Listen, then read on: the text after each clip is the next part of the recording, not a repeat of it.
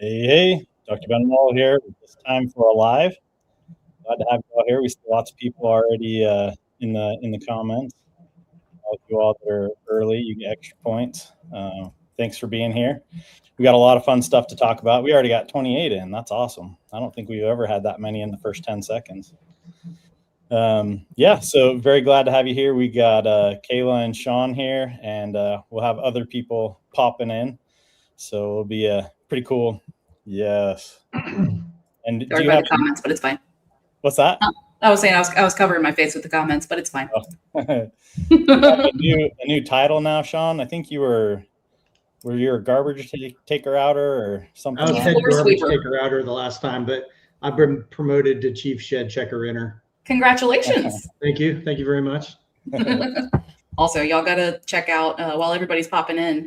Gotta check out Sean's nice bowling python up there behind him. Yeah, so pretty. Any of you that go to Tinley, you probably have seen that or at least work from that same artist anyway. I saw that 2 years in a row at Tinley, and I told him the first year that if it was there again in the next year, I would buy it, and so I did. Nice. It's so pretty. I love that bluish iridescence. All right, but yeah, happy New Year's, everybody. Good to see y'all. And I'm so excited for all the stuff we're going to be talking about today. Ben, Sean, do we have anything to start off with, or just let's dive in? All right. Today's fast test results are already put out, I guess. So we're good there. Panels are probably going to get processed next week for those that are waiting on panels, I'm assuming, right, Ben? I think so, yeah. Yeah. You'll hear tonight all the reasons why the panels got slowed down a little bit again. It's because we got lots of cool stuff coming that we've decided to get going hard on. But yeah, panels should come next week sometime. Yeah, I do want to say that for those of you that have a limited amount of time, we're going to kind of go from, I need to start using my left hand more. We're going to kind of go from one really cool thing to the next. So if you think the big announcements is this first thing, it's not. It's just one of many things that we're going to be talking about tonight. And we want to answer all your questions, kind of tell you how things are going, but a lot of really exciting things happening over here. 2026 is going to be a big year for us. Oh yeah. I just counted on my little list here. We've got about 7 main topics pretty much going on for tonight. So yeah, just 7. It's fine. But yeah, let's go ahead and bring on our first guest, that being Teresa of none other than Prague Morphs. Hi, everyone. Hi, Teresa. Thanks for joining us. What time is it over there where you guys are? 1 a.m. That's early. And you said Adrian was asleep. Yeah. All good. Yeah. So yeah, tell us about Prague Morphs. What do y'all do? So me and my husband Devin, we got our first ball python 5 years ago, and it didn't end there. And we slowly became Prague Morphs. We bought a few collections. We got into a lot of cool projects.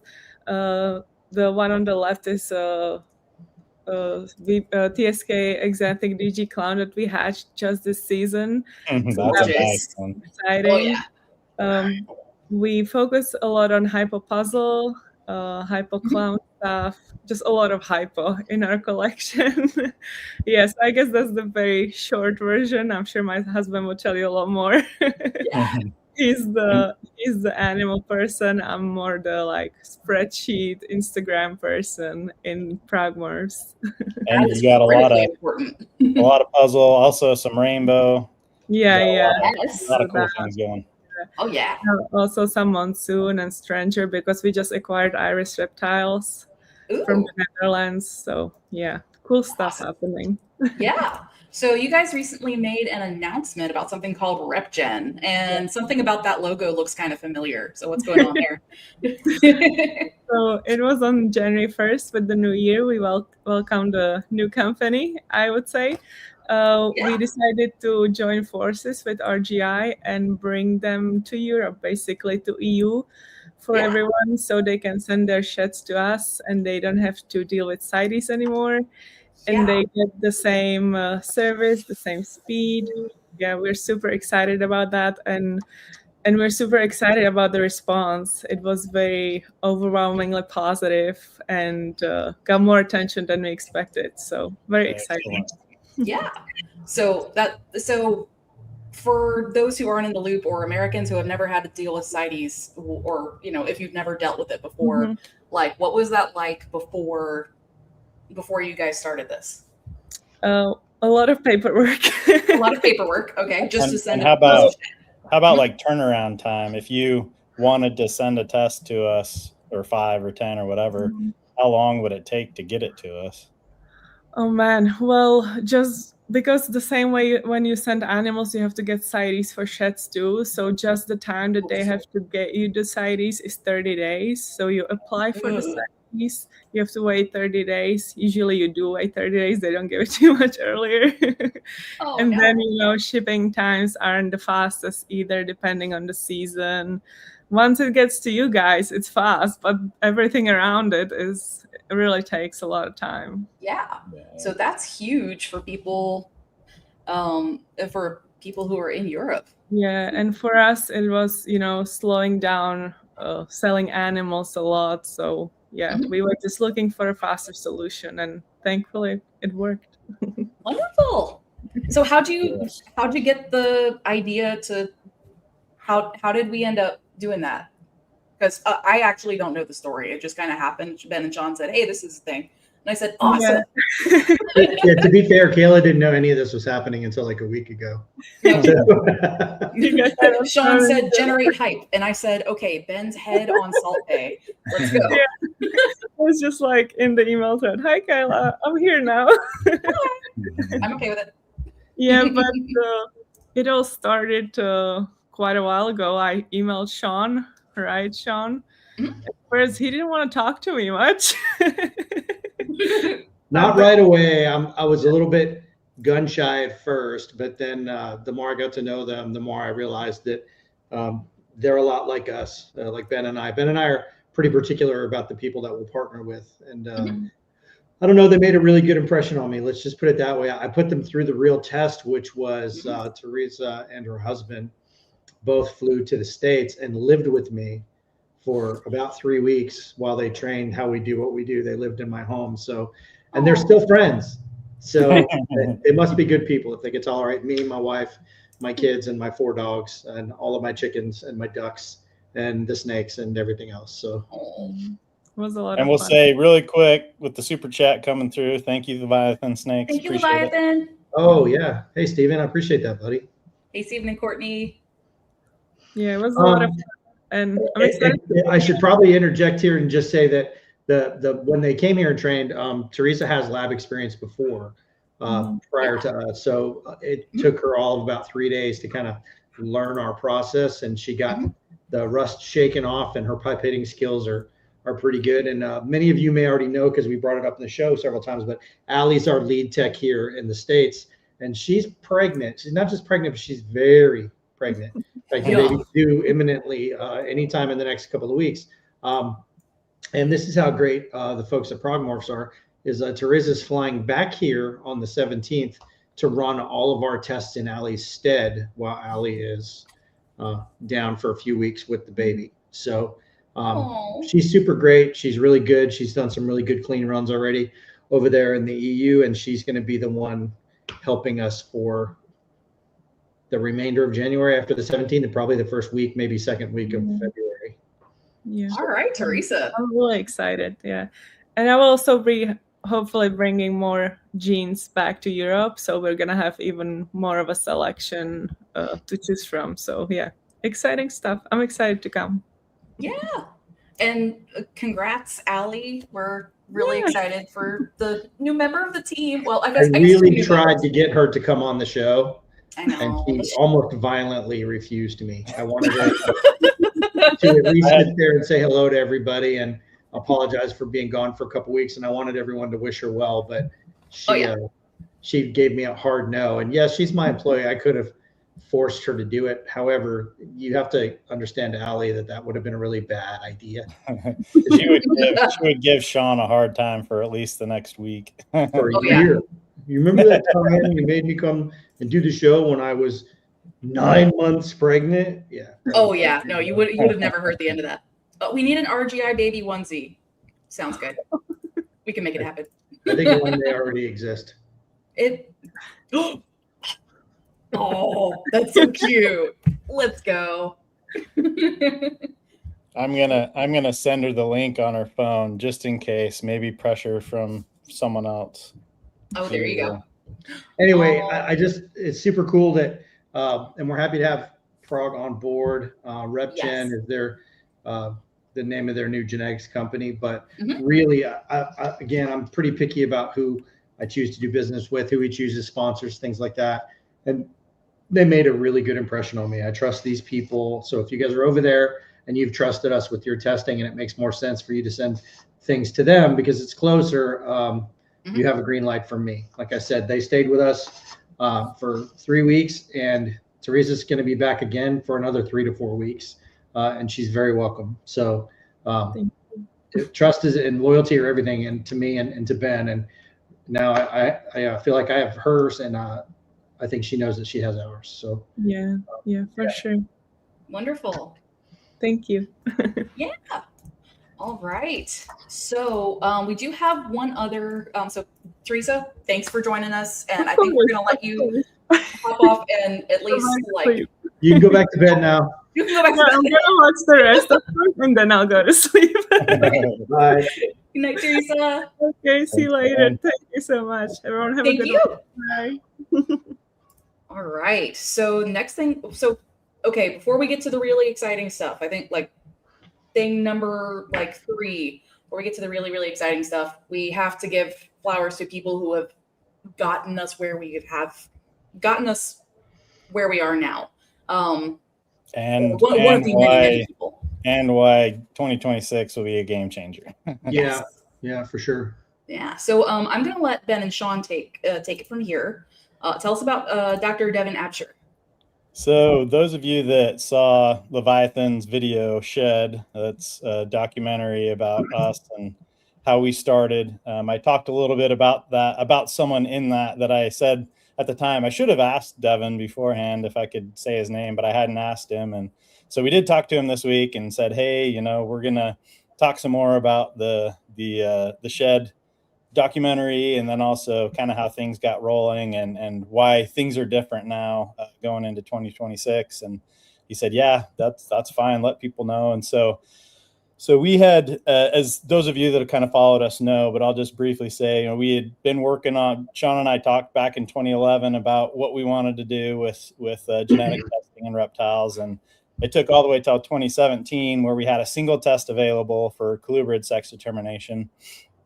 And then in 2022, there's some work being done by a Canadian group on piebald, and then Eastern Michigan University on some of the albinos. And so we were already kind of thinking, this might be the time we can start doing more testing in reptiles, especially ball pythons. And about that exact same time, I got a cold call out of the blue from Dr. Devin Absher. And he said, hey, my son and I are just getting into breeding ball pythons, and I'm a genomics person. And so, of course, I went right away and looked up, what I could find that has to do with genomics and ball pythons and reptiles in general. He's like, there's not very much there. We should do it. I was like, all right, cool, let's do it. So at that point, Dr. Devin Absher was at Hudson Alpha Genomics Institute or bio, let's see, we've got it there. Nope, we don't. But anyway, yeah, it's, I think, let's see. Yeah, I don't.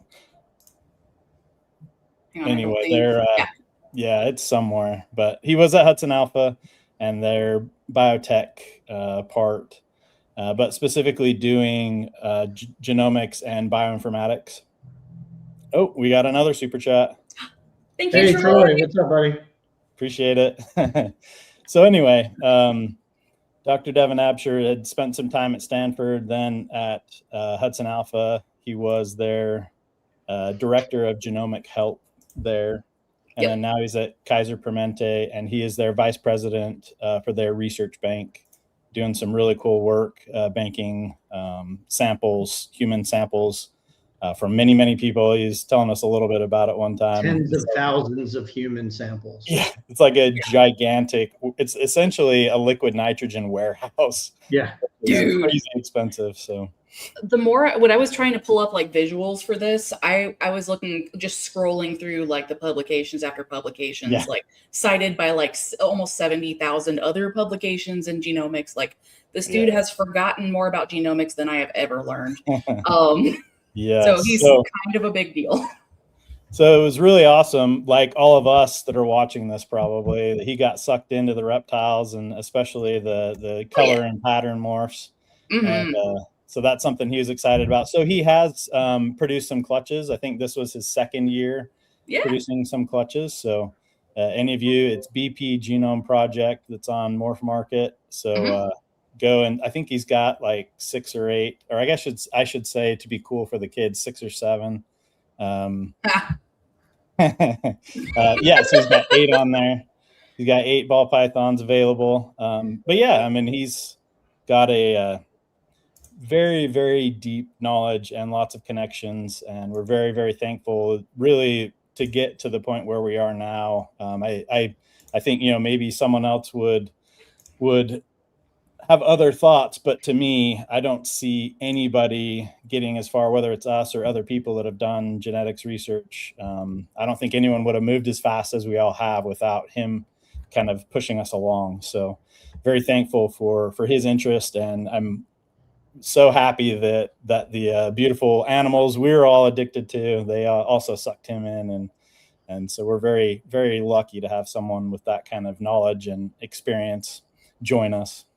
Oh yeah, Sean, were you going to say something? Yeah, I want to make a couple points about Devin. So Ben did a pretty good job, but I mean, was at Stanford first, then at Hudson Alpha. Now he's the vice president of their, like, what did you call it? A giant warehouse of liquid nitrogen. Giant nitrogen warehouse. Yeah, I mean that man is literally in charge of tens of thousands of human genomic samples that are being run constantly for different tests, so that human genomics can advance for medicine.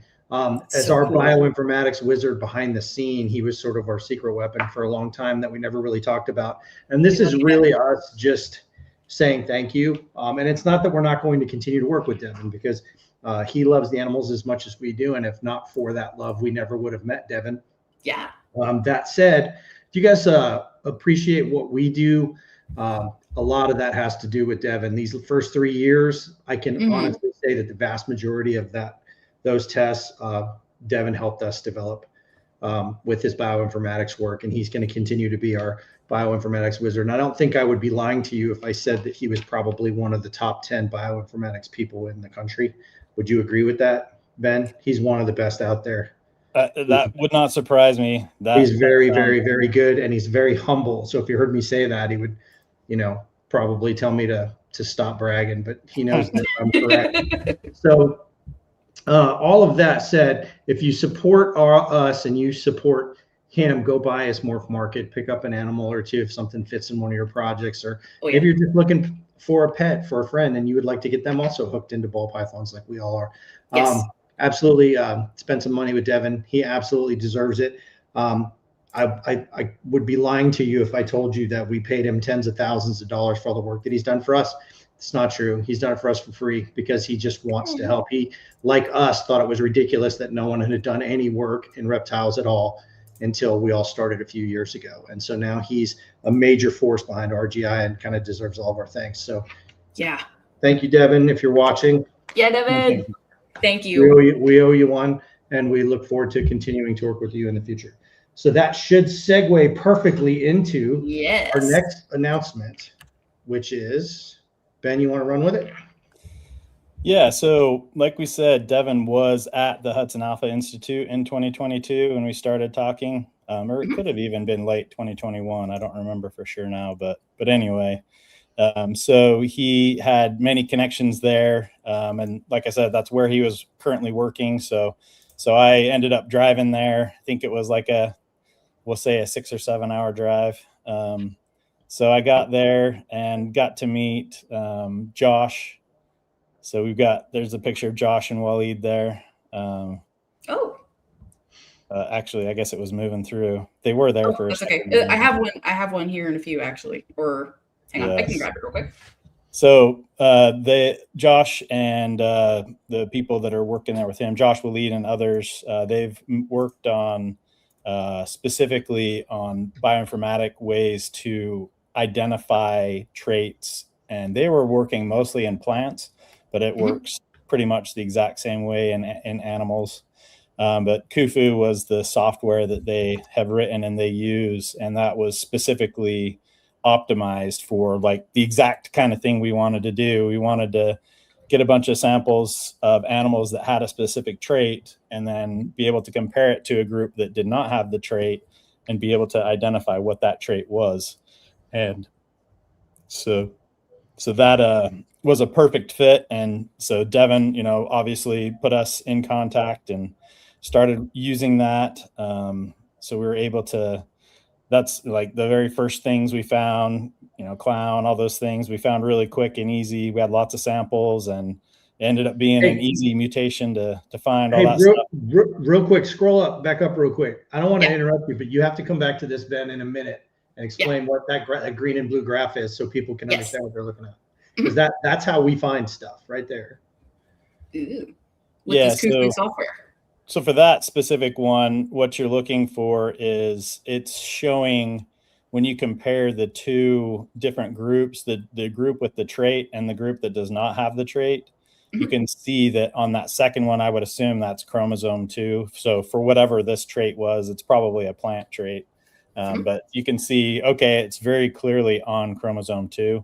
And then you can kind of see, it's probably like, 80% through that chromosome. And then those dots, they know exactly where they are on that chromosome. And so they're able to go in and say, okay, which of those dots are ones that would change the sequence in a way that would change the protein, would potentially, for us, like if we're looking for albino or something like that, we want to find something that, disrupts the protein or makes a stop codon or, changes the frame, a frame shift, something like that. So all those dots that they go into each one of those, the ones towards the top and the middle, those are the ones they'll start with, and they'll figure out which is the actual mutation that causes the trait they're looking for. So when we tell you guys we have hits, every one of those blue dots is a hit.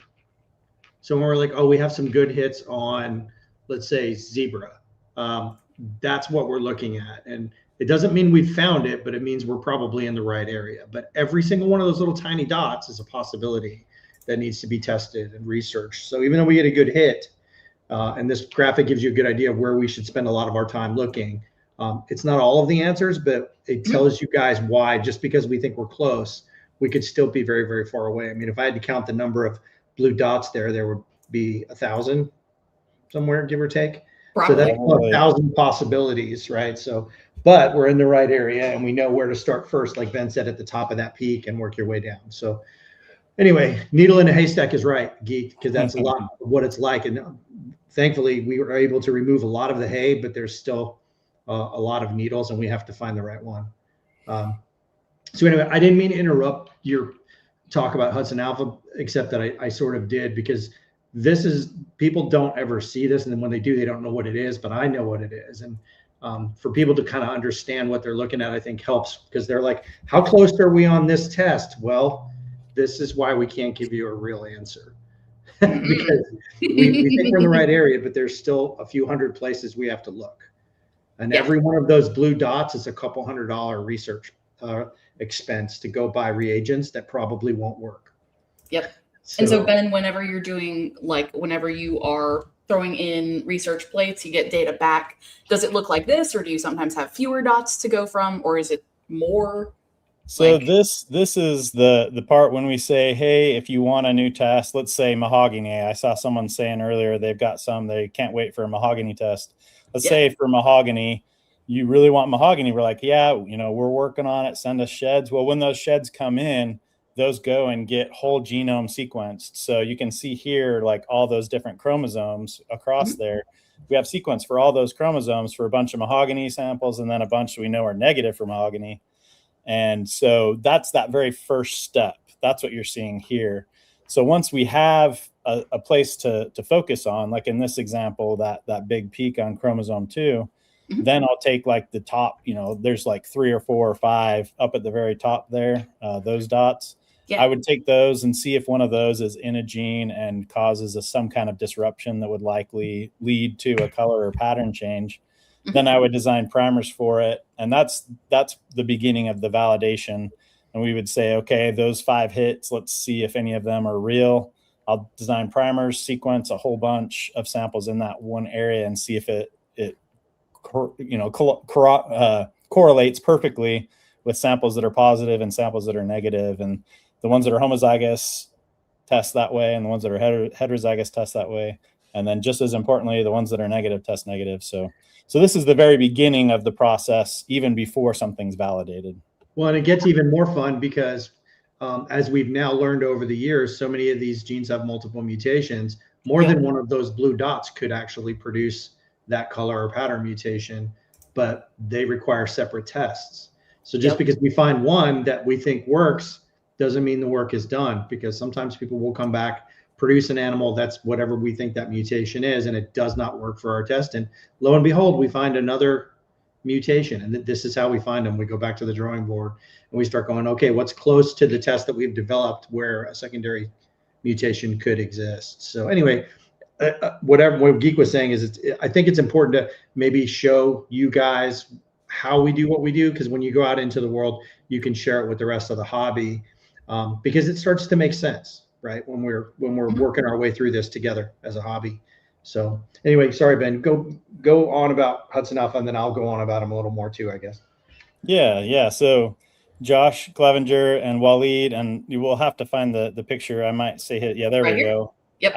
I think it's Karani. Sorry, Waleed, if I'm saying it wrong, but so the two of them really helped, especially at the beginning, to, there's always kind of this transition, the kind of sample we have and how to handle it and how to get data back from it, and all that kind of stuff is a little different for every species that you do. So it was quite a bit of work at the beginning to get things flowing, but now things are going much better. And so I don't know, maybe Sean, if you want to take over the talk about how we are, how things are changing now, I guess have changed, but will make a big impact in 2026. So this is the really exciting part. So Devin Absher introduced us to Hudson Alpha in the beginning, and when we were doing our initial genomic work with them, it was pay to play, just like any other business. We would spend anywhere from $7,000 to $18,000 per plate of samples that we would send in, depending on the sort of coverage that we were looking for. And so far to date,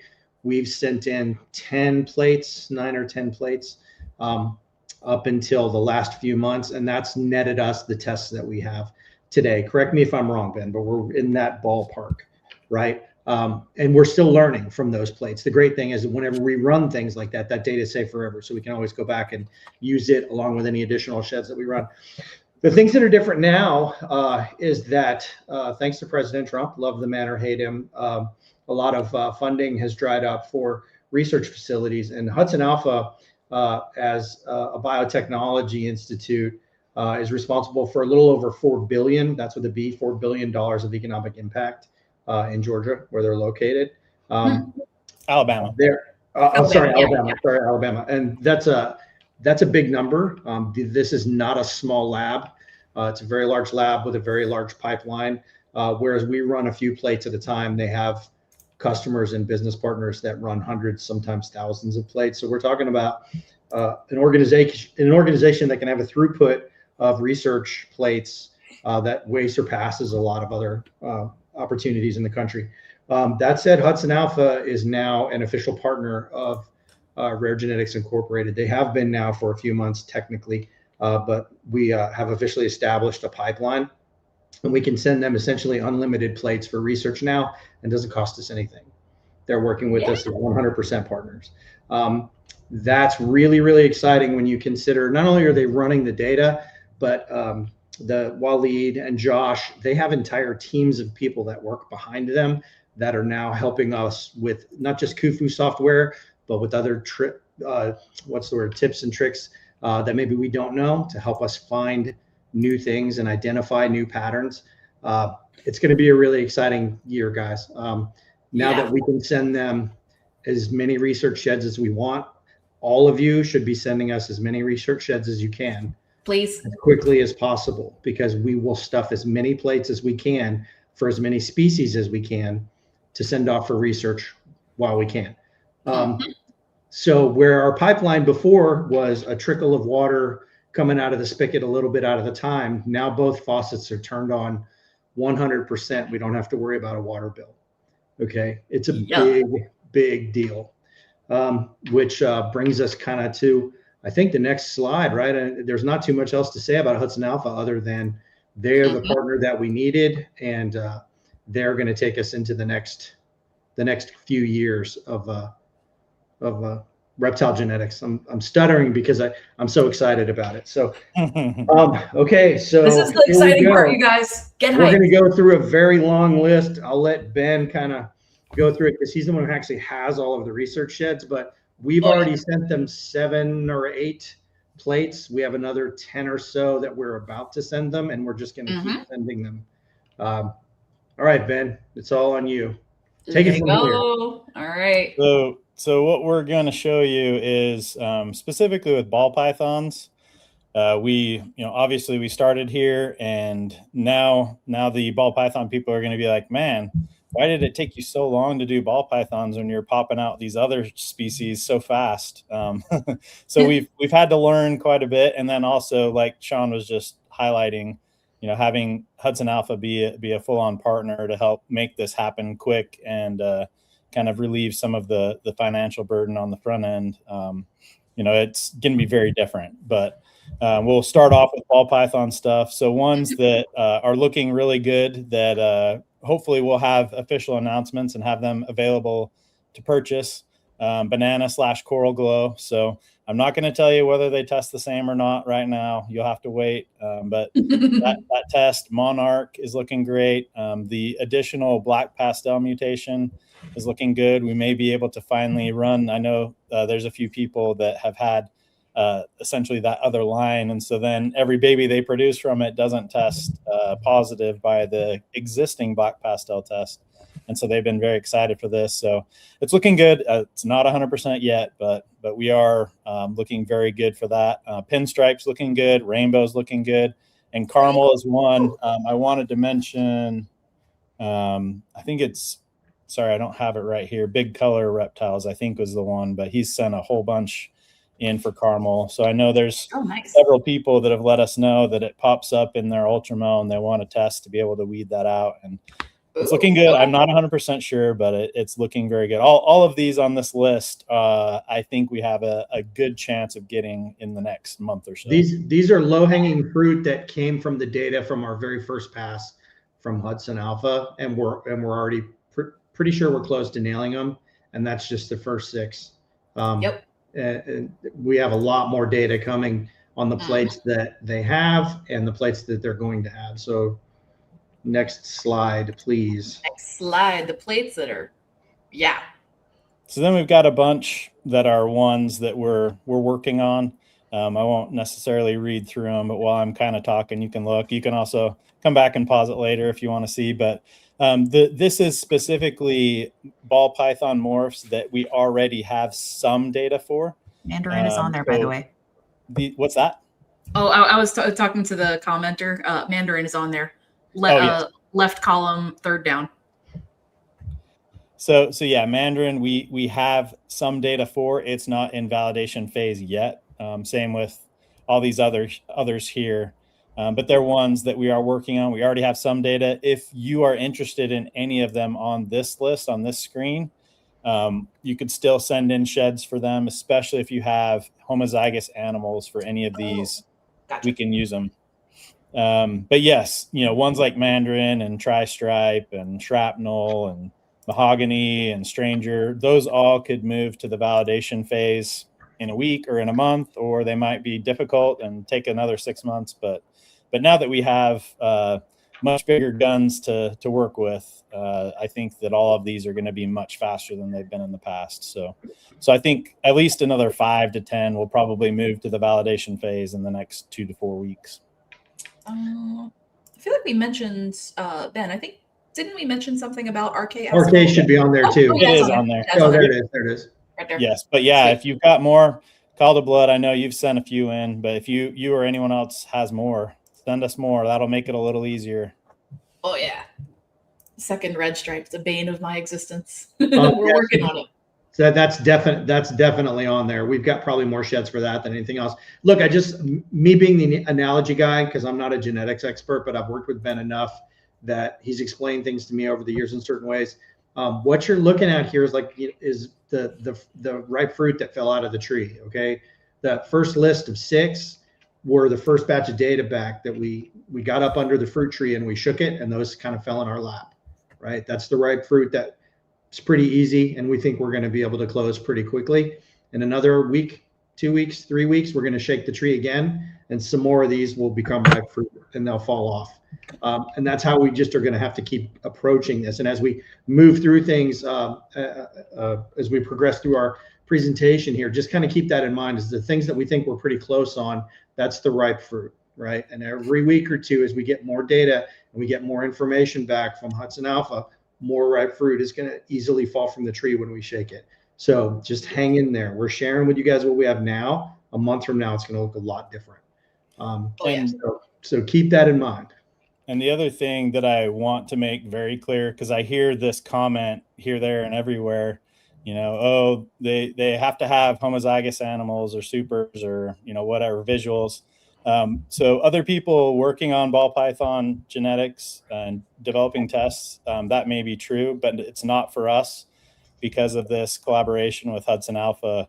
Even if we have just a bunch of hets, we can still find things. So like for Stranger, for example, having either all or, maybe some that people think are possible super strangers, that's fine. That's not limiting for us. It may be for other people, but and like Cosmos is one. We're getting Cosmos ones in, None of those, I don't believe any of those are thought to be homozygous for Cosmos. That's okay. We have some big guns going now, and that's not limiting for us. Sweet. Oh yeah, send in those het tri-stripes. Yes. Awesome. Now, homozygous ones are always going to be better. That helps us get there faster, but hets, send them in. If there's something on this list right here that you want, send it in, whether it's het or homozygous. Either way, we can use it and it can help us get there. Oh yeah. So what about other species? Are we ready, guys? Let's do it. Let's go. So this is a pretty big announcement. So we do have a whole genome for the hognose, and we have a whole genome for the boa. So first on the planet, ladies and gentlemen, never done before. RGI now has a full genome on hognose and for boas. Yes. Which means all that stuff that we were just talking about, we can now do for boas too. Yes. And hognose. So that was one of the very first things we did with Devin and Hudson Alpha way back, 3 years ago or whatever, 4 years ago, whatever it was now, was to do a whole genome for the ball python. And that's what made it so we could get going quickly with the ball python, which quickly back then is very slow now.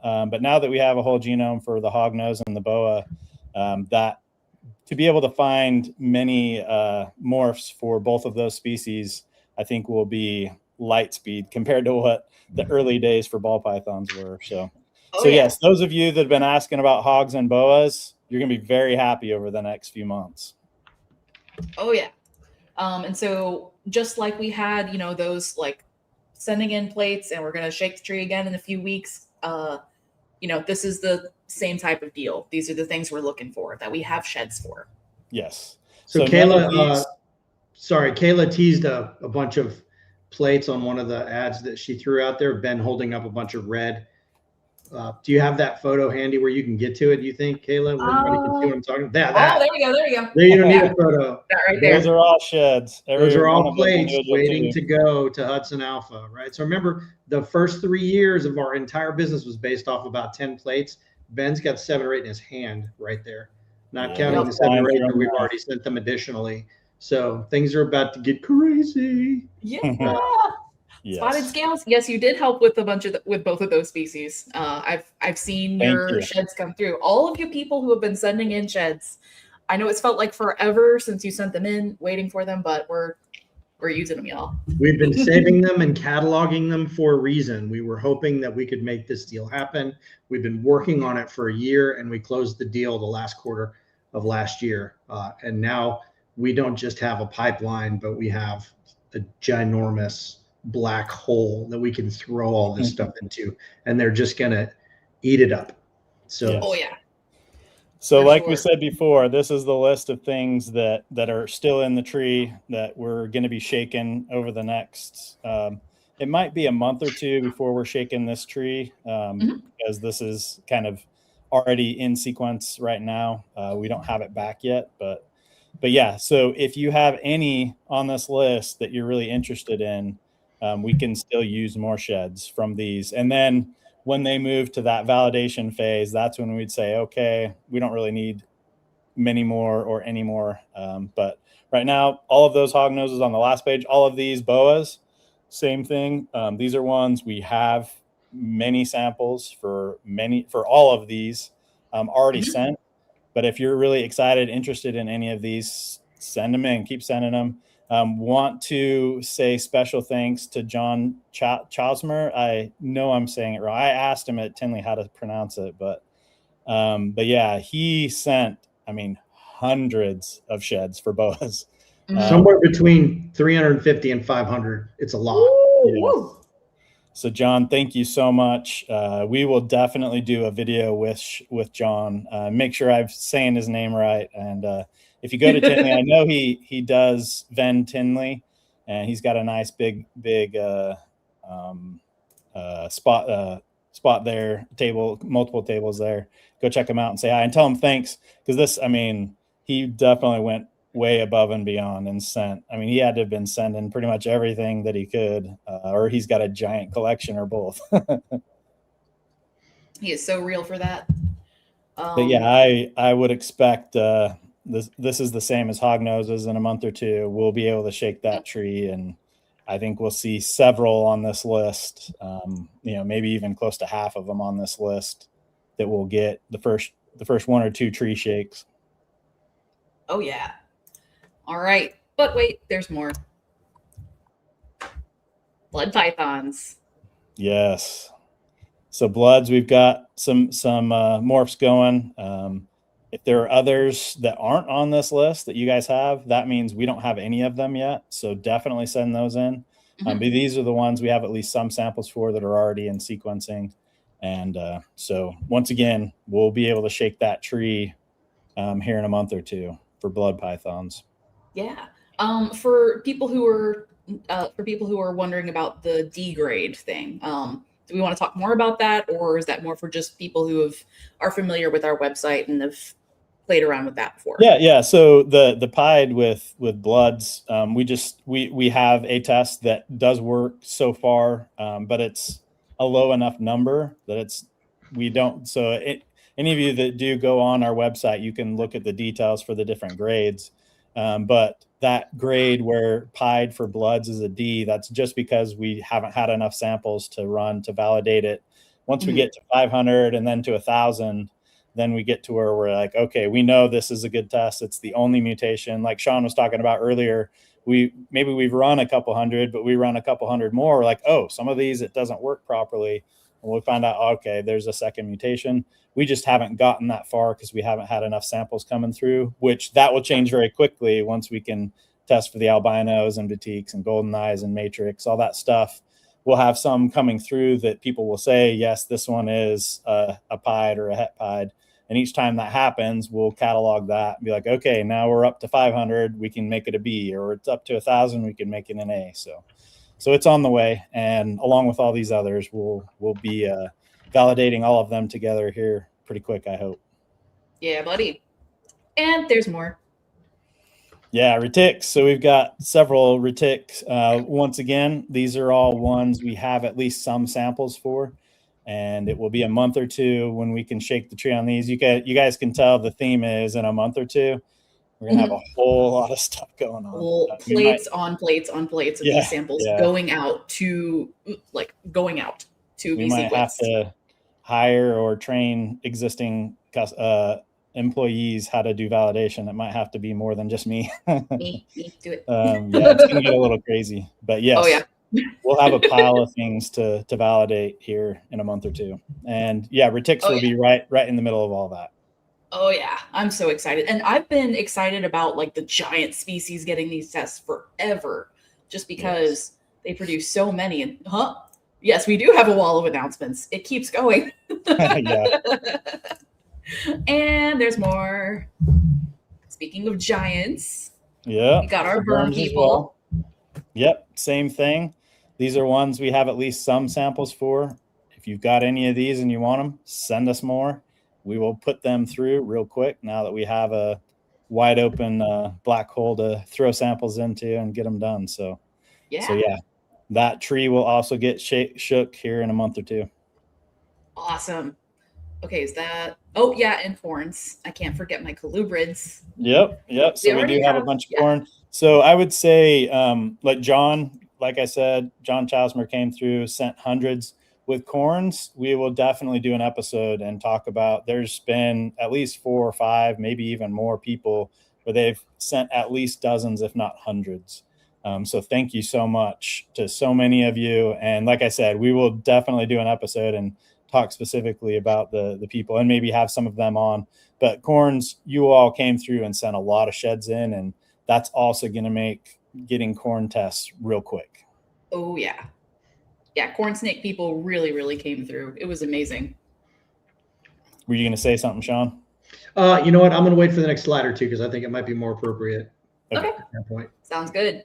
So not just specific species, but also a few other species. There are common traits like your albinos, your leucistics, your piebalds. See if we can hit some of those too. So Ben and Sean, why don't you talk about what's going on, like what this means? With these, we already knew from mammals and like zebrafish and African clawed frogs, different animal species that science has done a lot of genetics work on. We kind of knew what common traits there were: albino, axanthic, hypo, melanistic, leucistic.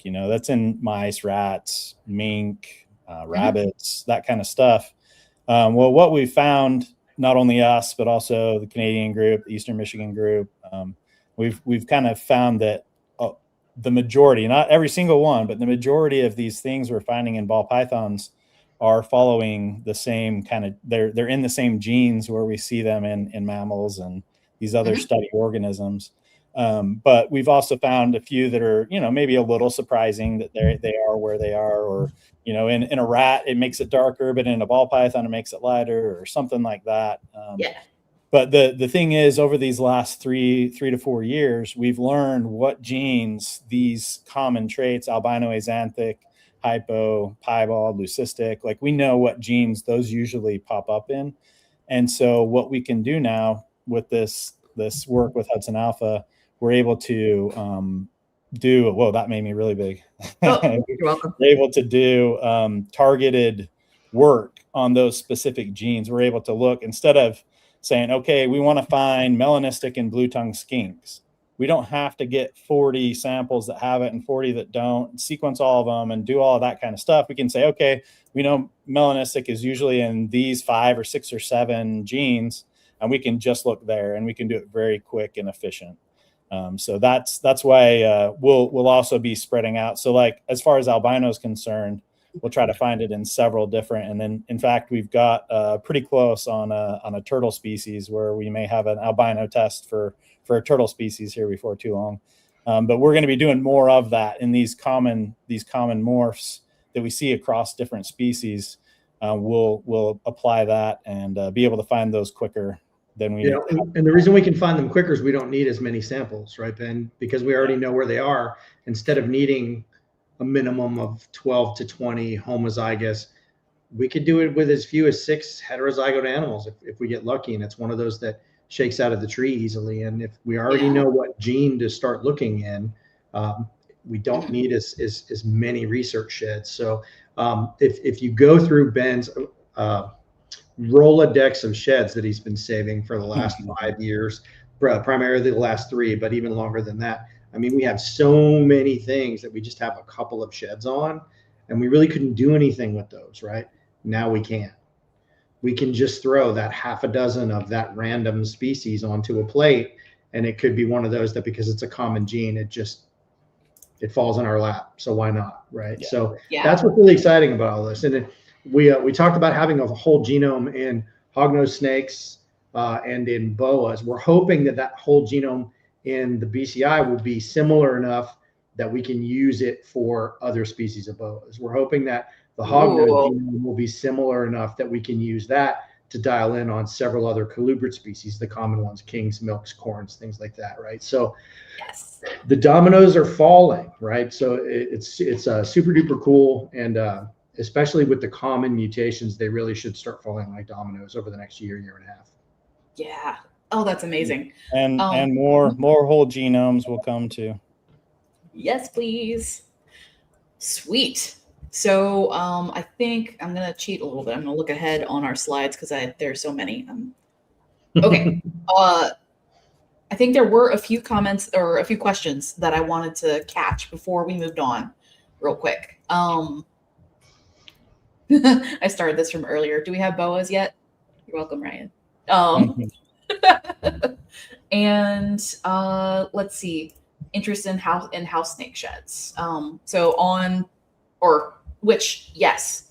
And like we were saying here, we are going to be looking for a lot of these common mutations since we know places to look. And if you've watched some of our Reptile Genetics Weekly videos in the past, you'll probably know a few of those genes that we're going to be looking at. So your OCA2 gene, your TYR gene, and a few others that I can't remember off the top of my head.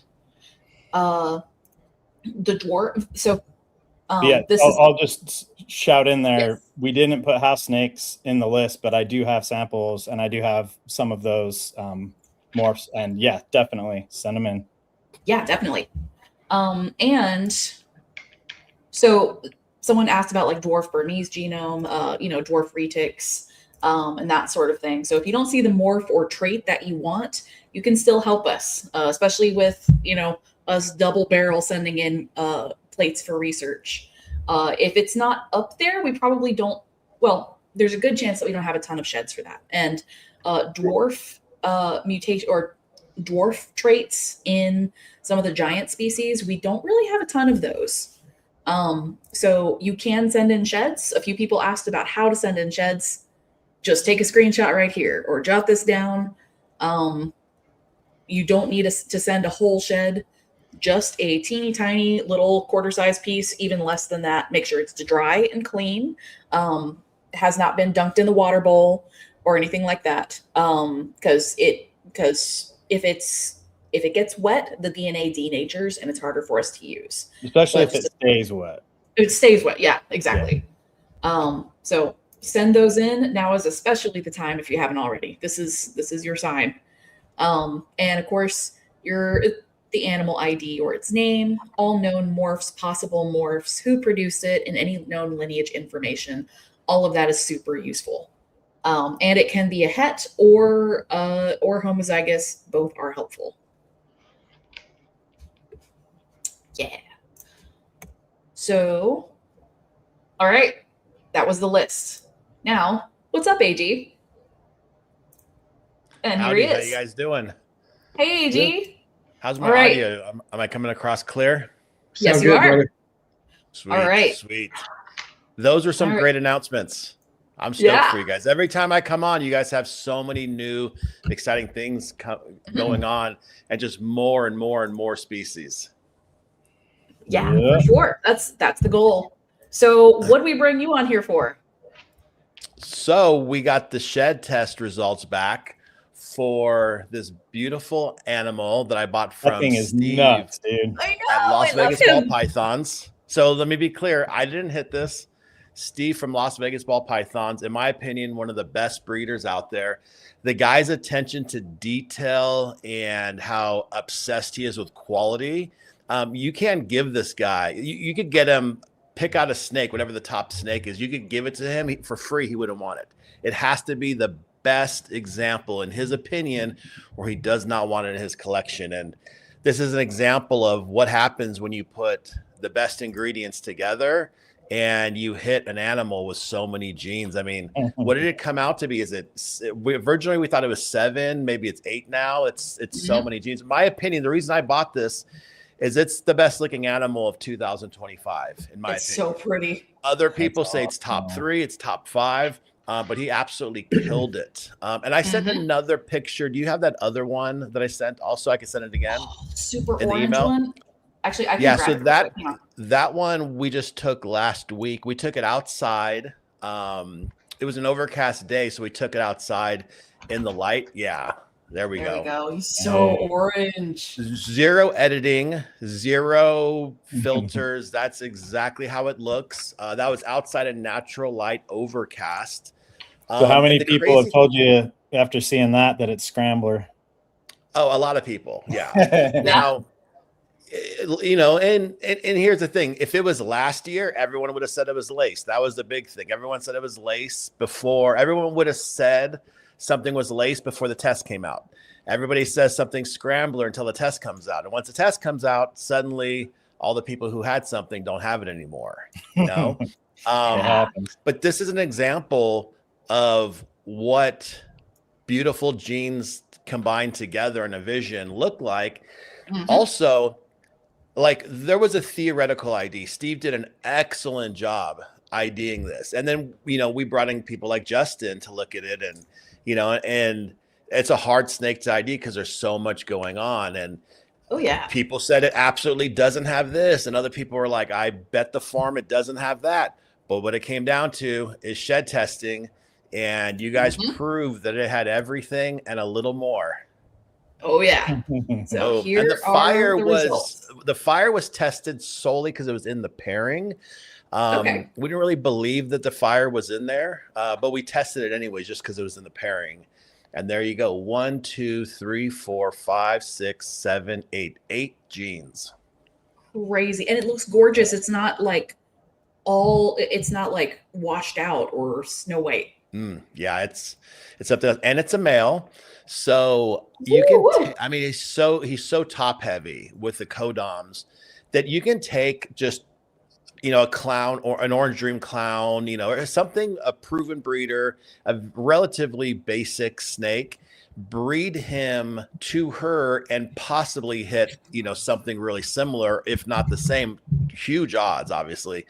But if we were able to get this in a female form, you keep that snake forever. There's no reason that snake will be viable forever. She'll never go obsolete. You know, she'll never be out of, like, you know, out of a project. And the goal is to breed this to my pastel hypo DG clown pied. Pray to miss the pastel. And then what do we got? An orange, possible, obviously crazy odds, right? Orange Dream, Hurricane, Pompeii, pied, doublehead, hypo DG, right? Too cool. So, you know, that's I'm new at this, but if you want to, you know, I see what these big breeders are doing, guys like Justin, guys like my buddy Miguel, guys like my buddy Steve, a lot of other great guys out there. And to kind of be relevant, you got to do some big things. And this proves that you can put so many genes into a snake and it just gets better, you know. And what's the next step that takes us even further? Because when I first started, I was just a collector. You know, I was looking at, I was just buying things I liked to look at. And then when I wanted, you know, the snakes people didn't want to sell, the holdbacks, then I was like, oh, guys won't sell these snakes. Well, I'll just make my own, you know. And I started testing some of the stuff I had online, and it turned out it was all just, a lot of it wasn't what people said it was. Then I started buying from guys like Steve at Las Vegas Ball Pythons, guys like Miguel, guys like Justin. suddenly we started testing stuff, and not only did it have the things they said, but it had a little bit more sometimes, because when you get a really good breeder and somebody who's ethical, they'll always tune down the IDing just to be safe than they would be to. It's easy to throw in 1 or 2 extra mutations, but a real good breeder is going to tune it down a little bit. And I could confidently say it's this. I could confidently say it's that. I could confidently say it's this. Then it comes down to, let's test it and see what actually it has. And, we've talked multiple times. My collection has gone up in value 100% from shed testing. It's crazy. It's crazy. Yeah. I don't understand. Mm-hmm. I want guys not to like shed testing, because we'll get so far ahead that it won't even be fair. You know what I mean? Yeah. Yeah. It's like an athlete. It's like an athlete that doesn't understand water is good for you. Just don't drink water. We'll get so far ahead. But all joking aside, it's so important to the hobby that we test things and we know what's out there, and we're selling things exactly the way we think it should be. And if we didn't have shed testing, there would be hundreds of guys IDing this and disagreeing as to what it is and what's happening. And it's hard to build on something like that when you don't know really what you have. So to me, it's a no-brainer to test this stuff. And every time I send something, what's up, Sean? How are you? Hey, buddy, I'm just being quiet. I wasn't trying to interject or anything, but if you plan on sticking around after we move on, maybe I'll bring you back on when we talk about the new website, because a lot of that has to do with our conversations offline. Ooh, okay. But every time I send you guys something, I'm just waiting for the email, because I know it's going to be good. Every time. Yeah. It's always going to be good. It's always good news. And if we miss something, if there's a head we're trying to hit and we miss it or whatever it might be, now there's no more guessing, and I go ahead. Oh, I was just going to say, and on this animal specifically, tell them a little bit about the het pied part. I mean, you originally tested that because people were saying, well, maybe it's pied, right? Yeah. So the pied thing was tricky when Steve cut this egg and we seen like a little portion of the belly. 100% it was a pied. Like there's nobody that wouldn't say it was pied, but we knew for sure that mom wasn't visual pied, and we knew that she wasn't a het pied because years ago he did a full panel test. Now maybe something happened, right? And the dad was sold. The dad was originally Aussies, and it was sold as a possible het pied, but he didn't think so. So then, just for shits and giggles, we tested it and it came out yes. So then we knew that the dad was, and we're able to track it all back. I love pied. I know a lot of guys have kind of steered away from it. Good. I want to do a bunch of crazy stuff with pied that hasn't been done yet. And it's going to take some years to do that. But look at that snake. How crazy is that snake? And I don't want to be the only one.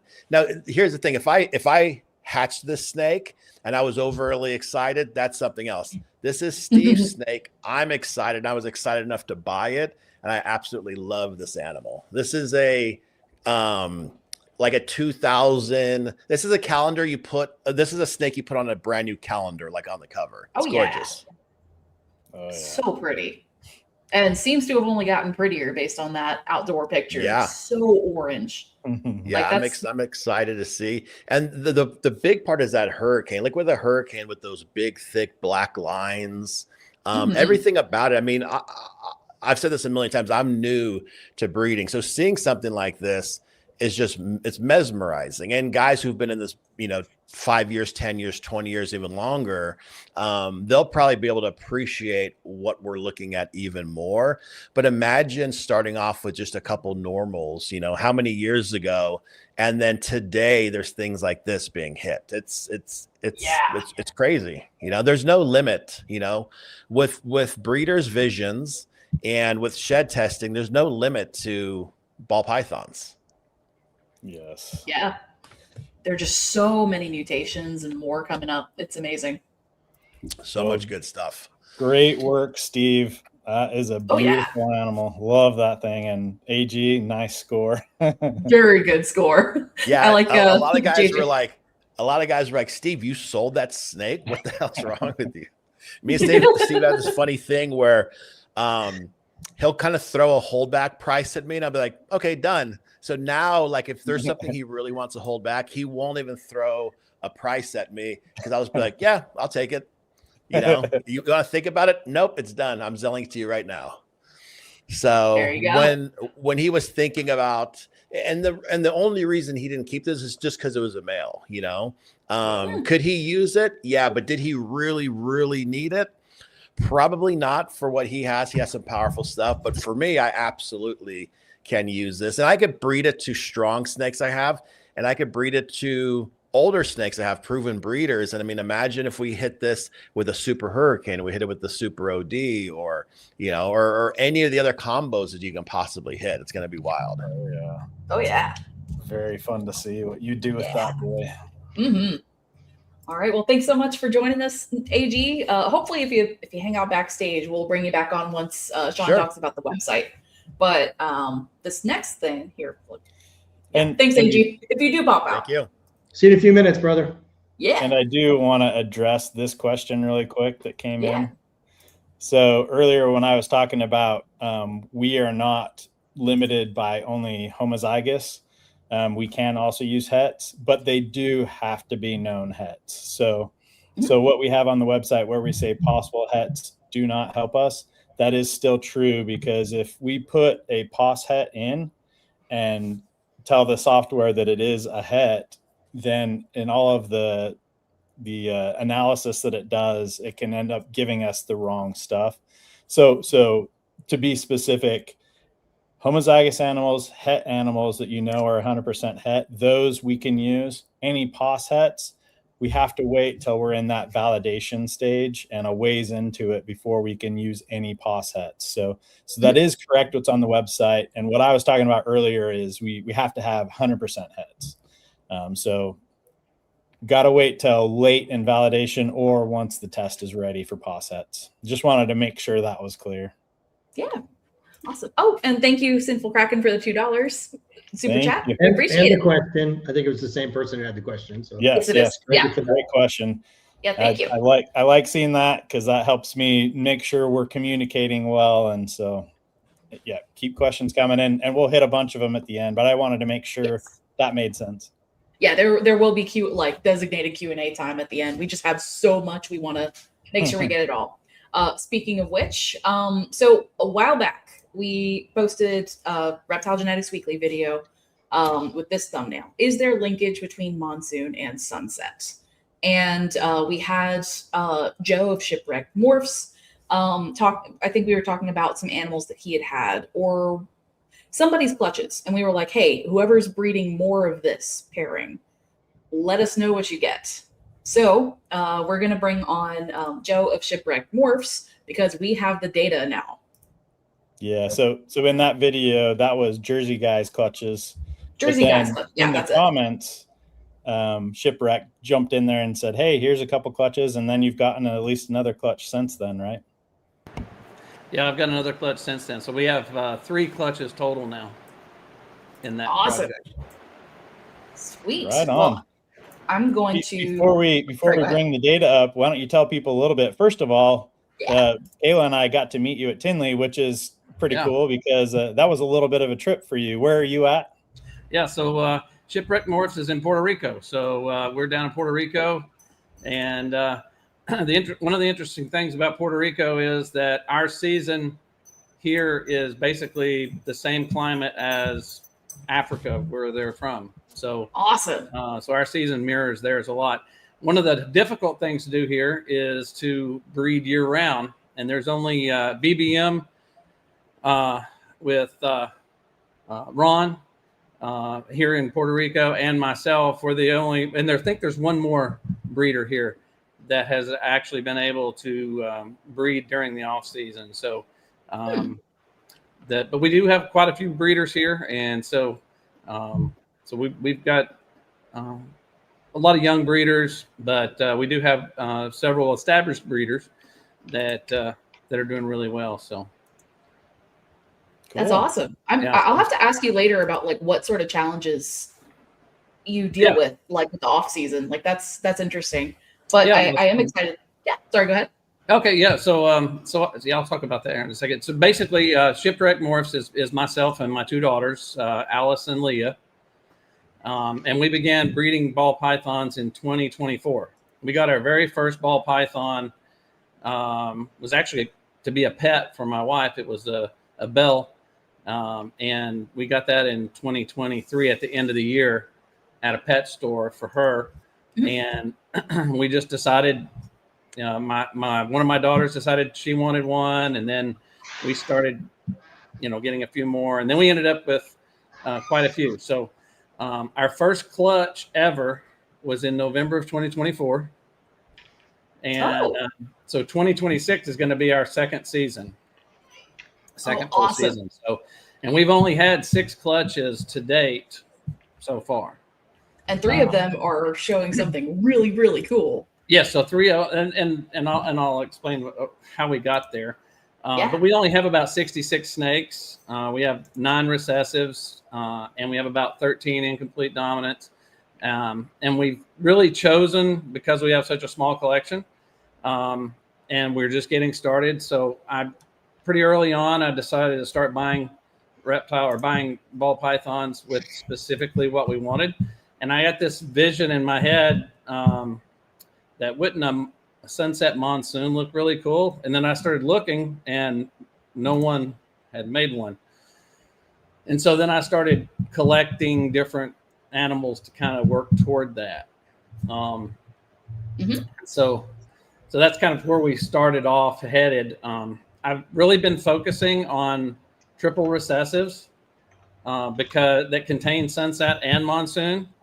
And the reason I did that is because failures will more than likely give me a double recessive. So so that in that way, all the animals will be 100% het for whatever the third recessive is, and then that'll make most of the other animals double het for either that recessive in sunset or the third recessive in monsoon, with triple hets being, I guess, the prize, so to speak. Makes sense. So that's kind of that's kind of the philosophy I took with it. And like I said, we've only had 6 clutches to date. 3 contained het sunset and het monsoon in the pairing. And then the other 3 were desert ghost and dreamsicle clutches to kind of set up future pairings for the sunset monsoon project. So cool. This year, in 2026, we anticipate to have about between 12 and 16 clutches. And at least 6 to 8 of those clutches will have sunset and monsoon in the pairing. Cool. So that's really our biggest focus.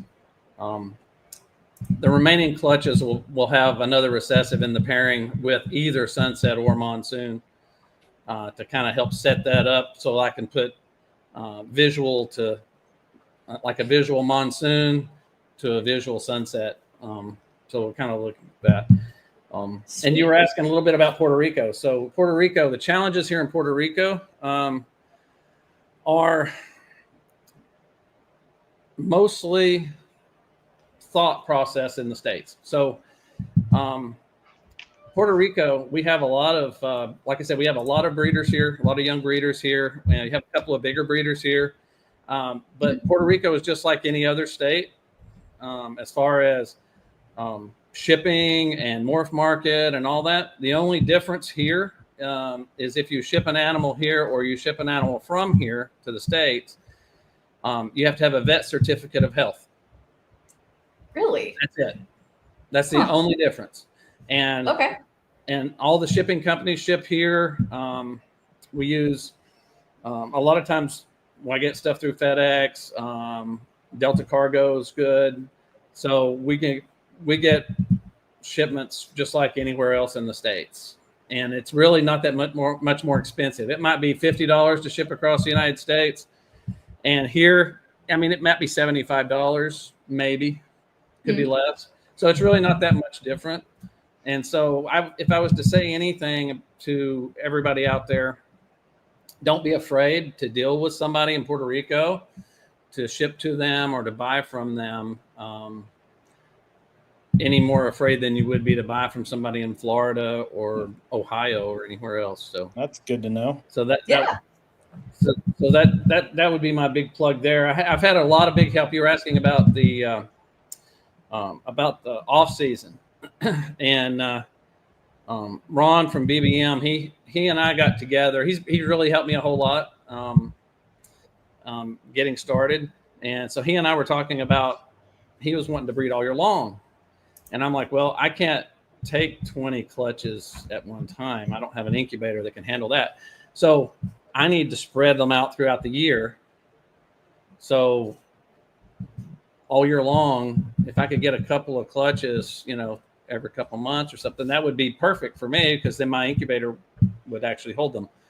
I'm going to invest in a bigger incubator now, I think, but that was my thought process that got us started. So basically we're using air conditioning, and we have them kind of in a room. Most breeders here have them in a room in their house that does not have air conditioning, and they just kind of open the windows, or they have them in the garage or wherever. That's nice. They can replicate the environment that they need for the season without any additional work.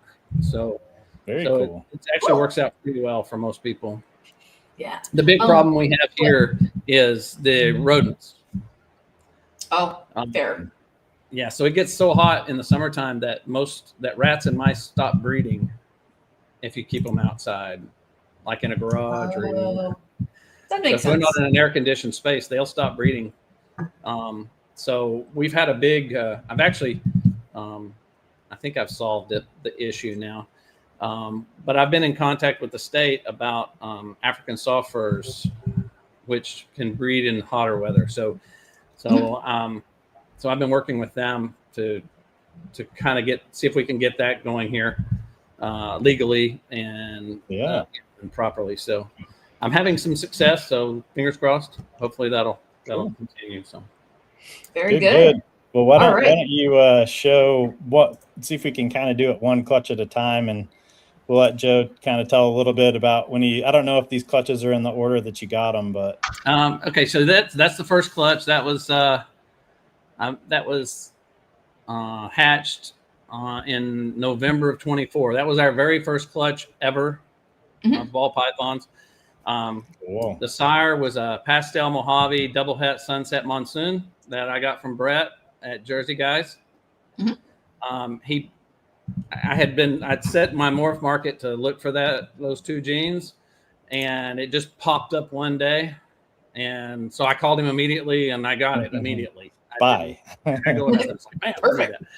So and then the dame was a black pastel nanny clown that I got from Kenny at Royal Genetic Reptiles, and we had eight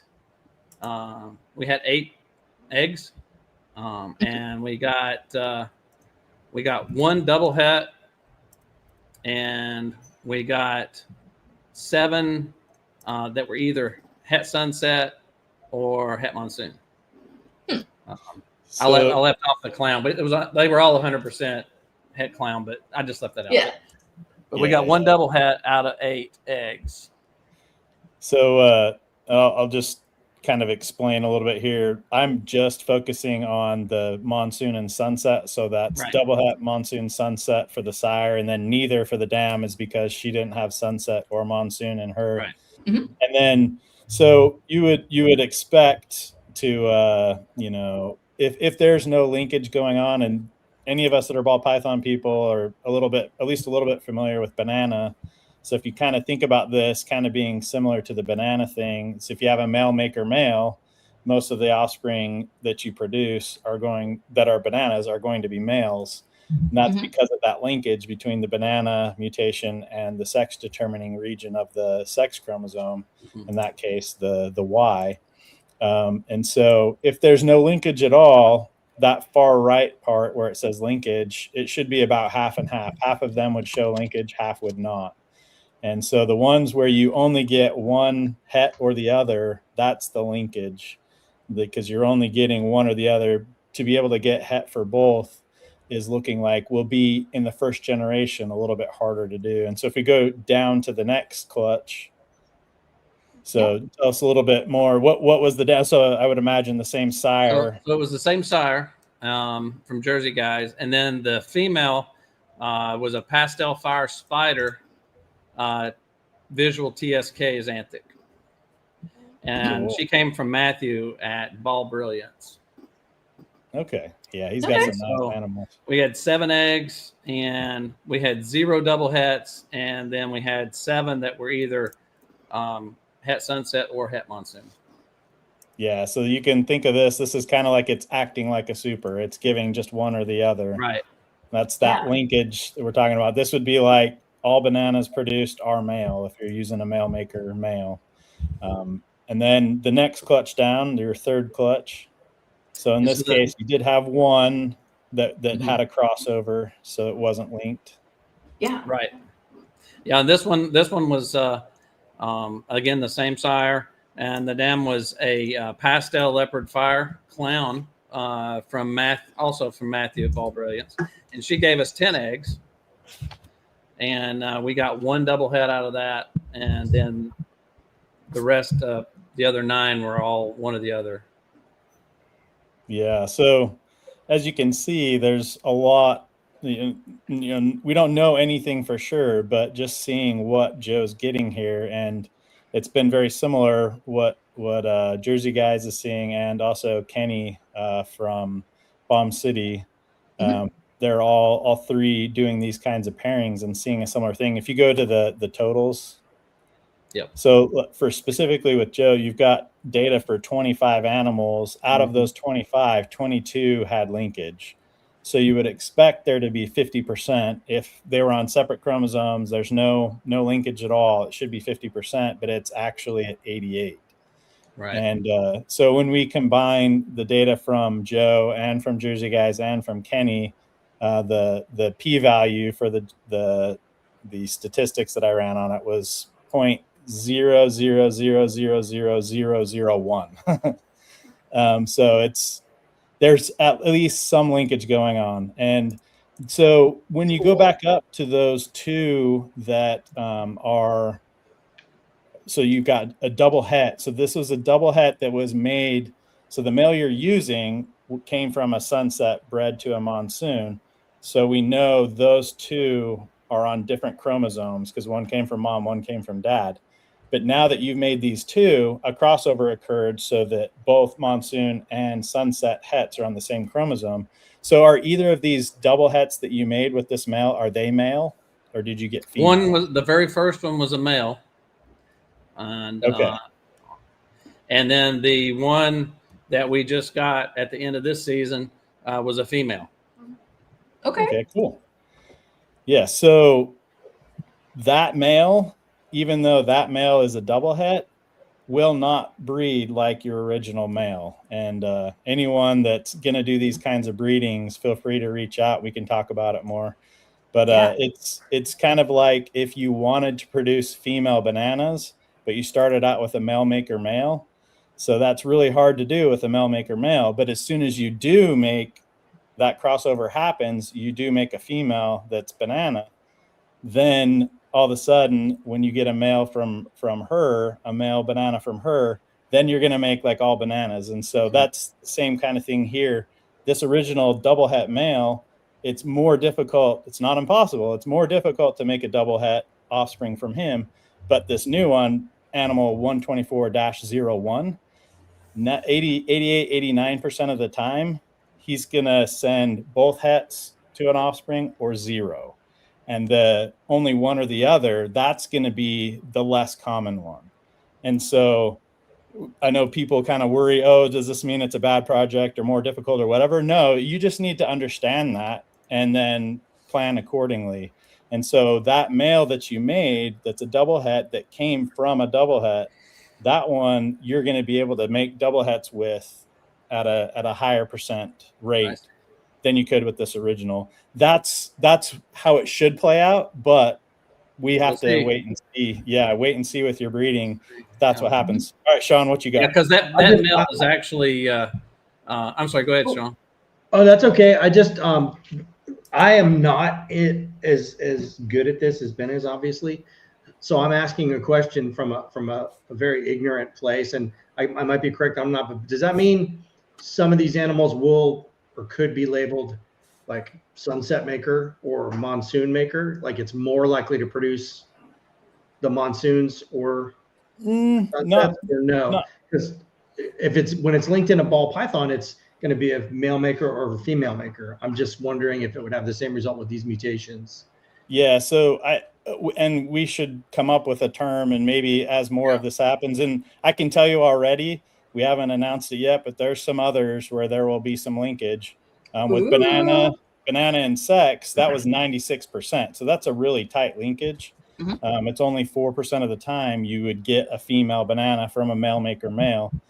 This looks like it's lower than that, so it's not as tight of a linkage. It's more like 88, 89% so far. It could change with more data. But so I would say what we could come up with is a name for that original male that came from a sunset to a monsoon. We know that those two hets are on different chromosomes. So maybe we call that a split male. I don't know. We could call it some kind of way to designate that male. Those two are on different chromosomes, whereas animal 12401, that one's more valuable because likely 88. That's what I was getting at. Yeah, that's what I was getting at is the label's gonna matter. And whatever people decide to call it, the label's going to be important. So the label maybe the first one you could call a 2 chromosome male, and the second one is a single chromosome double het. I mean, something like that. Yeah. So probably other people will come up with better names that are a little more concise, but yeah, that's different. Like whether those 2 hets are on 2 chromosomes, like your original male, or both of those hets are on the same chromosome, like we know 12401 has. Those are going to breed completely differently. And 124-01 is going to be way more valuable if you're trying to make triple hets or, homozygous for one or two and het for another. You're going to be able to do that a lot easier with 124-01 versus your original male. So it would be almost like a double het maker. Yeah, maybe that's a good way to say it. Just as long as people understand it's not 100%, it's like 88-ish. We'd probably say it's likely going to come out between 80 and 90%, somewhere in there as we get more data. So maybe next year, you're going to have a few more clutches. We've got, at least a couple other people that'll have some more clutches, and, maybe that'll wander a little bit from 88, 89, but yeah, that might be a good way to say it. That once you get those, you could say that's a double het maker. Yeah. So you said the female would be different. So how would that play out? No, the female will be exactly the same. I just wanted to know, kind of from a selfish standpoint, how soon we could get that data from you. I was hoping one of them was a male so you can breed him. Actually, this season, that male's in the rotation this season. Yes. So, in fact, he's already locked with 3 of 4 females, I think. Attaboy. First lock. Right on. Cool. All right. Has this type of thing been seen in other double recessives? So if you kind of wipe your mind of recessive versus incomplete dominant and just think of whether something has 1 copy or 2 copies, it's exactly the same as banana. And if the 2 traits we're talking about is banana and sex determination, oh, wow, that gave bubbles for balloons for some reason. I don't know how I did that. Some magic balloons. So with banana and the sex determining region of the ball python sex chromosome, it's the exact same thing. It might take a little bit in your mind, but if the banana mutation is on the Y chromosome in a sire, then it's going to be a male maker male. If the banana mutation is on the X chromosome of a male, it's going to be a female maker. And those 2 genes are close enough to each other that 96% of the time there's no crossover between them. And so that's why you'll get 96% of the time your bananas are going to be male. That's the same thing here. Sunset and monsoon are close enough. So in this case, as far as recombination is concerned, they're a little further apart than sex and banana. But these 2 are close enough that it looks like between 80 and 90% of the time, crossing over is not going to happen in between them. And so if you have a male where one chromosome is het for Monsoon, the other chromosome is het for Sunset, because one came from mom, one came from dad. If there's no crossing over happening, it's in its offspring, it can only give one or the other. But whenever those two get close and there's a crossover event, you'll get a double het or you'll get negative for both. And so it's exactly the same with banana, a male maker male giving you a female banana. That's because a crossover event happened between those two. So will that female work the same way as the male then? Exactly the same. Yep. Perfect. Sweet. There is a good question. Actually, there are a couple of good questions. BBM reptiles, I haven't forgotten about your comment. It's more complex, so I'm holding on to it, but I haven't forgotten you. But Tracy asked, so how does that connect to being called allelic? So how we use it in the reptile hobby, especially before genetic testing, allelic meant that it's so tightly linked that we never see a crossover. So funny enough, we would say, okay, if someone told you they had an ivory that's also a specter, you would say, well, that's not possible, right? You can't have an ivory specter because you'd have yellow belly on the one chromosome, yellow belly on the other.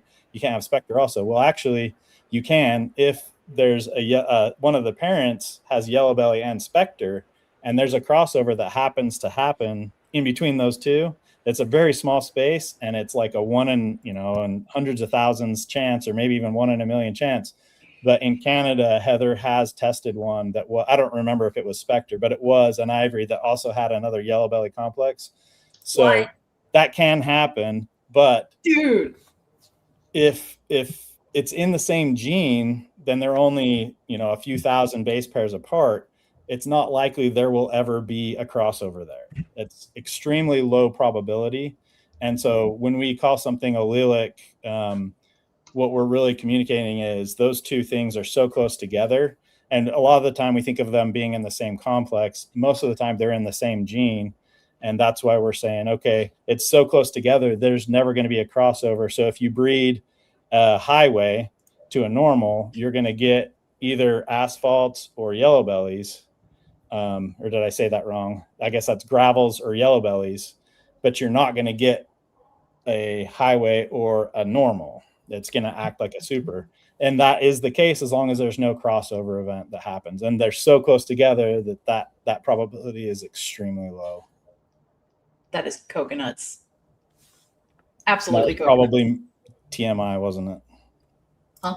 What? No. TMI, too much information. No, I love it. The Someone comments. said I'm geeking out in my wheelhouse. Yeah, someone might have to mute my mic. No, you're good. Honestly, the amount of people we had on stream was going up as you were doing that. So keep cooking, Ben. That's good. We got a bunch of nerds up in here then. Yes, we do. So theoretically, that male and female will make double visuals with a higher probability. The ones that are from that original male, now they are double hets from him. That means they're double het with both hets on the same chromosome. Yes.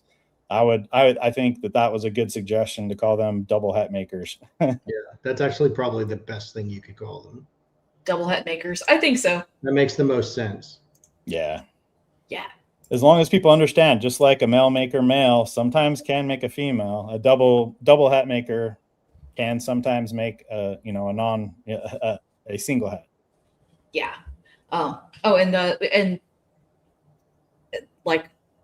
Sorry, my brain just fried for a second. Midgard Morphs comment here that I have up here. It's okay. Linkage is really complex and kind of hard to wrap your mind around. And I thought I had a pretty good handle on it, and this is still kind of blowing my mind a little bit. So it's fine. If you go to our episode on banana ball pythons, Travis and I talk about it in detail, and we've got lots of pictures and chromosomes with things highlighted. There is a learning curve. You're going to have to put some effort into it. And then also the one we were just referring to where we talked about whether there was linkage with Monsoon and Sunset. We talk about it a little bit more there too. But yeah, it's not something that you're, and for me too, that's not something that I understood right off the bat. You got to kind of think about, okay, here's the chromosome from mom, here's the chromosome from dad. Does it have both of the mutations on one chromosome, or is it one on each? And anyway, you have to kind of run it through your mind a few times. Exactly. And it'll click one day and it'll make sense. And so sweet slithering delight. So would the 12% of the time be normal, single het, or both? So in this case, the first breeding, it would be linkage if it only gets one het or the other, and it would be breaking linkage or having a crossover event if it's double het or neither. And so those first two where we say linkage no, it was either a double het or negative for both. And that's when a crossover event happened. So there was likely two crossover events that happened. It could be that it was one, and then we're seeing the two gametes that came from that, but that's not very likely. Yeah, there's probably two different crossover events that happened. Yeah. We do want to just say out loud that we're looking at this data. We do have data from two other people. I know we mentioned it earlier, but for those that are chiming in now, we just they're not on the live, so we're not going to post their data without them being here to talk about it. But we do have a lot more than just this sample size, and the numbers are coming out pretty much the same. Yeah. So, I think it's a total of 54 animals, and all three breeders that are doing this, the Joe, of course, Jersey guys, and Kenny from Bomb City, those 54 animals, it's coming out same, whether it's 88, 89%, somewhere in there. So how many clutches do you think you would need to be able to, I know you probably could never say conclusively, but how many clutches would it take before you're pretty confident? When they published the banana ball python one, I think they had if I remember right, I think they had 300 or 300 or 400 animals they had data on. I would feel a lot more confident saying, if I have data on 300 animals and this is the percent that I see, I think running another 300 is unlikely to change that percent much. So yeah, that would feel really good. 54, and the fact that all three of you in your 3 or 4 clutches you've had are seeing 88, 89% independently. And then when we pull them together, obviously that's still in that 88, 89%. I think if we run another 100, it's still going to be kind of that 85 to 90, but you never know till you run more. I remember when I was working on my dissertation, I was doing a lot of statistics and stuff like that, and they brought up an example in birds where ornithologists thought for sure this one species, it was not genetic sex determination because they had this weird ratio, and they had data from 139 animals, and it was 70-30 or something really far off from 50-50. They're like, there's got to be something else going on here. Well, when they got another 200 in, it was perfectly 50-50. So they just, even though they had a sample size of 139, they still had a sample size that was skewed. Were they ruffs? It was probably ruffs or some kind of freaky seabird, wasn't it? I don't know. I wish I remembered since you're a bird person, but I just remember. I'm bird person now. Yeah. It's supposed to be 50 shot, and you've got 139. That's flipping a coin 139 times and coming out 70%. That doesn't happen very often, but it's not impossible. Yeah. Crazy. Okay, so let me grab BBM's question. There we go. Okay. Question. If I breed a visual sunset to a double het monsoon clown, 6 eggs, knowing the female was a visual sunset, all our het sunsets, but got 3.1 triple hets. Yeah, that's awesome. That's good luck. Yeah. Okay, so I guess it was, that is very, very good luck. Also, my brain's partly fried, so I'm mostly following along. Mostly. So it should have only been a 1 in 4 chance to get the double het. The sunset you're going to get for every single one, but it should have been a 1 in 4 to get the other 2, but he got the other 2 in all 4. So that's cool. Yeah, that's great luck. So instead of a 25% chance, you got all 100% what you were hoping for. Yeah, that's awesome. Nice. Okay, Geeked is talking about candy linkage. So what I would love to have is data on those pairings, and I've not had great luck getting data directly from Dave. But anyone that's done these kinds of pairings, I would love to see the numbers. So it could be that it took him a little while to get a double het that would be a double het maker. That could be, or maybe he got it pretty quick. I would expect there to be at least some linkage because it's pretty close, but maybe it's more like 55 or 60%. It's low enough that we don't really notice it, and we'd have to have pretty high numbers to see it. But it is on the same chromosome as Monsoon and Sunset, and it's close enough that there could be some linkage going on. But I would have to have the data to know for sure, what kind of percent linkage we're seeing there. My guess is, since he was able to make it without it seems like not too much. I don't know if he was working on it for 5 years or 20 years. Oh, it says it took a long time. Yeah. So if it took him a while to get that double het maker, but as soon as you get that double het maker, it could seem like, oh, this is impossible. This is super hard. And then you get one, and then all of a sudden you're like, oh, this is super easy. I can do it all the time, So that's how it would go, because once you get that double het maker that we're talking about earlier, then it's all of a sudden really easy. So fair enough. But without the data, I can't tell you. Yeah.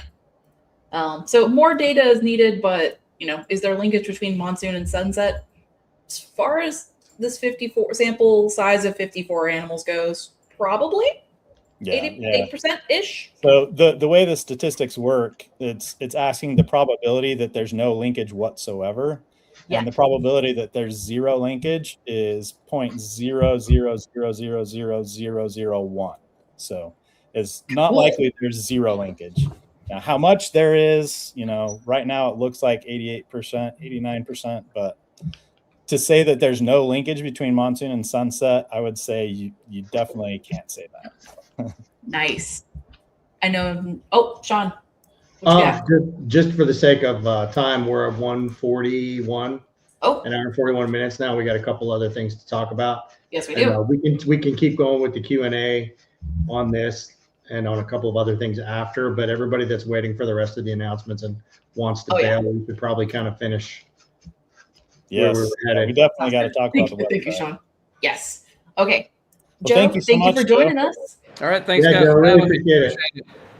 Yeah, you have a good one. You too. Thanks. Thanks, buddy. All right. So, hey, Sean, why are we building another new website? And is it actually cool? Cool enough to stay on the live stream for it? Winky face, please don't leave us. I didn't think we were going to go right into the website. I thought we had something else to talk about. That makes You're welcome. Me feel like I was trying to be selfish, and I wasn't. No, you're okay. Want me to? AG is still down there. Want me to bring him up? Yeah, well, AG, you want to come back real quick? Because a lot of what's going on is stuff that I've talked to you about. So, yeah, all right, yeah, let's see it. There's not a lot to look at, right? It's still in the design phase, but I want everybody to start. And the animal that AG brought up earlier is a really good example of why we're doing this. So, at the last Southeast Reptile Expo, sponsored by Leviathan, RGI, Morph Market, and obviously Bob at the Southeast Reptile, we started an organization called the RSA.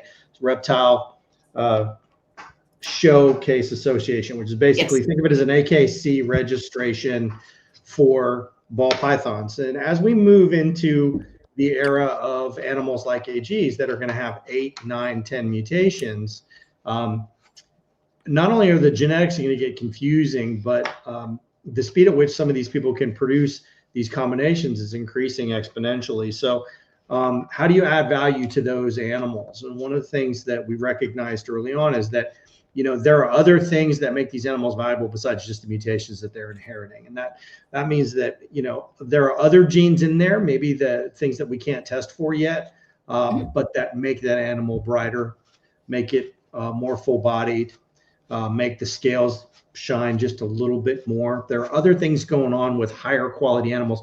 All those of us that have produced ball pythons over the years, there are really good looking orange streams, and there are orange streams that you can't even tell it's an orange stream, right? It's the other genes at play that are making those things pop. Well, those are important, and we can't develop a test for all of that stuff, especially not very quickly.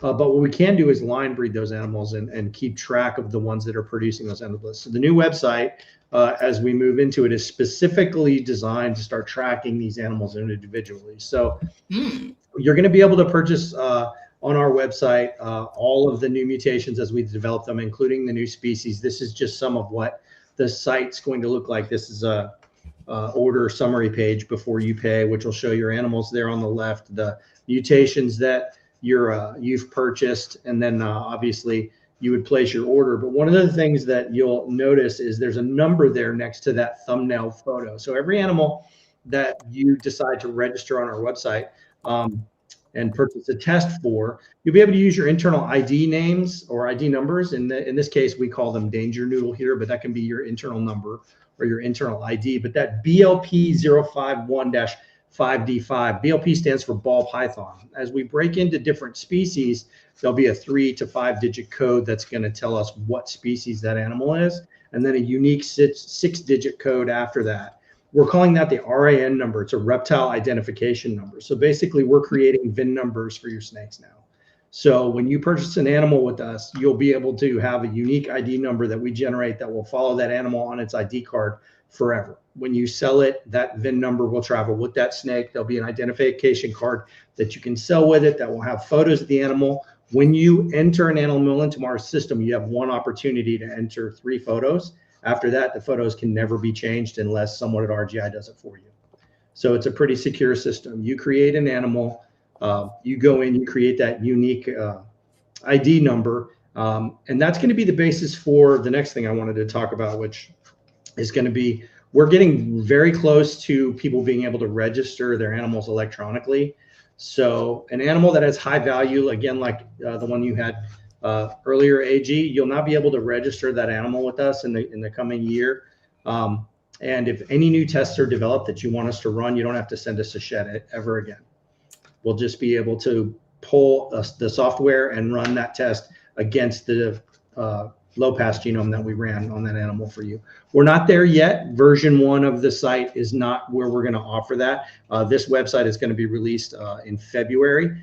But version 2, version 3 over 2026 into early 2027, the game plan is to get this to where those of you that want to take this to the next level, you have software that's going to be able to support it. You're going to have unique ID numbers, VIN numbers for your reptiles. You'll be able to track lineage. You'll be able to transfer those animals and those unique ID numbers with those unique photos. Ordering is going to be super easy. A lot of button mashing instead of having to type things in. So yeah. Had to sell the sports car to build this. No, I'm just kidding. But it wasn't cheap though. He's not joking. It wasn't cheap, but Yeah. this is the backbone of an entirely different way to keep your reptiles. Now, we are not in the husbandry business, right? We're in the genetic testing business, but in order to support RSA and lineage tracking and being able to go, hey, my animal is from the AG line of whatever line that you decide that you want to put your name on, AG, you'll now be able to do that. You'll be able to backtrack it genetically with our software all the way to the founding animal and that founding VIN number, which we're now calling an RAN number. So pretty cool. I love this so much. This is the best idea that's existed in a long time. Yeah. So those of you that are attending the Southeast Reptile Expo coming up at the end of this month, the second RSA show will be going in full force. The first one was accepted. People really enjoyed it. So we're going to make this a fairly regular thing. And if we can get Bob's permission, because he's one of the sponsors, we may actually start offering it at other shows as well, where, you guys will be able to have on your identification cards, this is a blue ribbon winning line example of this mutation or of that mutation or of that line of animals. It's a So virtual. if you don't know anything about the RSA show, we did a video on it a little while ago. Leviathan snakes, if you're still here, they did a video on theirs about on the first one 6 months or so ago. We're just moving in the direction where it's not just about mutations. It's also about the quality of the animals that carry the mutations and being able to track the breeders that are producing those quality animals, transfer ownership of those quality animals. I mean, again, think AKC, high-end dog breeding, but for reptiles. So that's a picture of the ID card. It's going to be made a little bit smaller, but from now on, whenever you order animals on our website, it'll automatically give you the option to print out a little slip of paper to put in with your animal. It'll have that assigned RAN number, the reptile ID number, have the order number. It'll have your internal ID. So that can be a number or a name, and then some other information. So pretty cool stuff. This is the first step towards building that massive database of, you know, those of you that want to keep track of the high-end animals, we need to build software to support it, and that's what we're doing here. So big changes coming. This first step, which is going to look amazing, should be available by the end of February at the latest. Yeah. There are a couple of really good people. Excuse me. Sorry. Go ahead. Oh, I was going to say there are a couple of really good questions I want to ask about. Then, well, okay. So Sean Brehab was asking, will the snake or shed that was evaluated prior to this be able to be added in the final product? So I guess like before, I guess snakes that have been tested before we start registering animals, will they be added in or no? If I have records of an animal, the answer to that is maybe. The problem right now is that there are dishonest actors out there. And if someone says, oh, well, I got this tested on Morph Market and, you know, this is the ID number, I'm not going to be able to back that up. Now, the good news is that Morph Market and Clutch are both working with us on this project. So animals tested in the future going forward, I should be able to transfer some of that data, but the old data, not so much, because let's put it this way. It's going to take a lot of research and time on both sides to transfer that old data. So that's why the photos are going to be, when you enter an animal, you have one opportunity to add up to 3 photos, and then you can never add a photo again. If the animal matures and you want to change the photos, someone at RGI has to verify that it's the same animal in the photographs before they'll just change it for you. So we need to keep it pretty secure. This is all kind of a brand new idea. We all talked about doing this in the beginning, but the actual programming to make it happen is pretty intense and pretty expensive. And we couldn't expect Morph Market and Clutch to do that in the beginning. That's why we're doing it ourselves. And they're going to be supporting us on the back end moving forward. So awesome. Okay. And what were you going to say? What were you going to say, AG? This is huge. I wonder if people realize how innovative and how this is going to shift the whole market over the next few years. Is you're literally tracking the lineage of each snake, every snake that goes in there. And I hear people talking nowadays. What's the hypo line that people really like, that people call the was it Orange Ghost or? And nobody knows who has what. Nobody knows, you know, if it's even really a thing. But we would know that this is Ozzy's lineage of Orange Dream, or this is so and so's lineage of Hurricane from the get go, and it would add so much value, you know, to what you were doing. And if even when these new genes come out, it would be able to kind of track them back to where they came from originally. I love this idea. I wonder if people realize how big this actually is. Yeah, and it's something they use in other captive bred animals, like, you know, really expensive, you know, racing horses, or some of the like bulls that, you know, have really high genetic merit offspring, females that give a lot of milk, or males or their offspring have really good marbling for meat or whatever. You know, to be able to do a test and be like, hey, yeah, this is, you know, 3 generations, this specific bull. Well, 5 years from now, they could be like, yeah, from that one live when AG was on there, I've got, you know, an offspring of an offspring to that male that was in that, you know? Yeah. Well, and this software should enable you to, as a breeder, put a barcode on an acrylic, and someone at a show can use their phone to scan the barcode, and it'll bring up all the genetic certifications and a photo, if you've uploaded it, of that animal, so they can verify at the show that's the exact animal that they're purchasing. Woo! That is so cool. It's a virtual stud book and genomic database. Like, that's huge. Pretty much. You guys figured out a way to do cutting edge stuff with one of the oldest species on the planet. I mean, I wish I could say it's like, it's just this huge untapped thing. It's why we got Devin Absher as a partner early on, is he's so good at what he does. And he became a ball python hobbyist like we all did, just started with a few animals. And, you know, he had the same question I had to Ben 12 years ago, you know, why has no one worked on this at all? No one's done this genetic work on this species that's been around forever. You know, and not just ball pythons, but all reptiles. And that's the great thing about the website, is what we're building isn't just for ball pythons, is it will work with anything. So some of the boa guys, when we start to nail down these boa tests and you've got a really good line of an albino boa that for whatever reason just pops really well, you can register that founding animal, slap your name on it, and that's your line, and we can backtrack it. Yeah. And tying into that, Jason Phillip asked, how do you guarantee the shed is actually from that snake and not from a different snake, so the ID actually means something? So let's say I purchase a snake from the picture and it's supposed to be, AG's animal, it's got all that stuff. But I get it and I run a test and it says it's negative for something, and that, say it's, negative for het pied or whatever. Kind of like what you're saying, maybe somebody would run something, but then sell something, put a picture of something else and sell something else that doesn't actually have everything. Well, the nice thing with this is I have that animal and it matches your picture that you put, but it doesn't match the genetics that you put. Well, what I can do is send that into RGI and say, hey, here's the picture, here's the registration. The person that sold it to me said that it tested as this, but now it's testing as that. Well, what we can do is we can do a identification. So we can use sequencing to identify that individual, and we'll say, okay, the pictures might match, but that animal that this person selling it, when they ran it and it said it was het pied, but now it's not, those are not the same animal.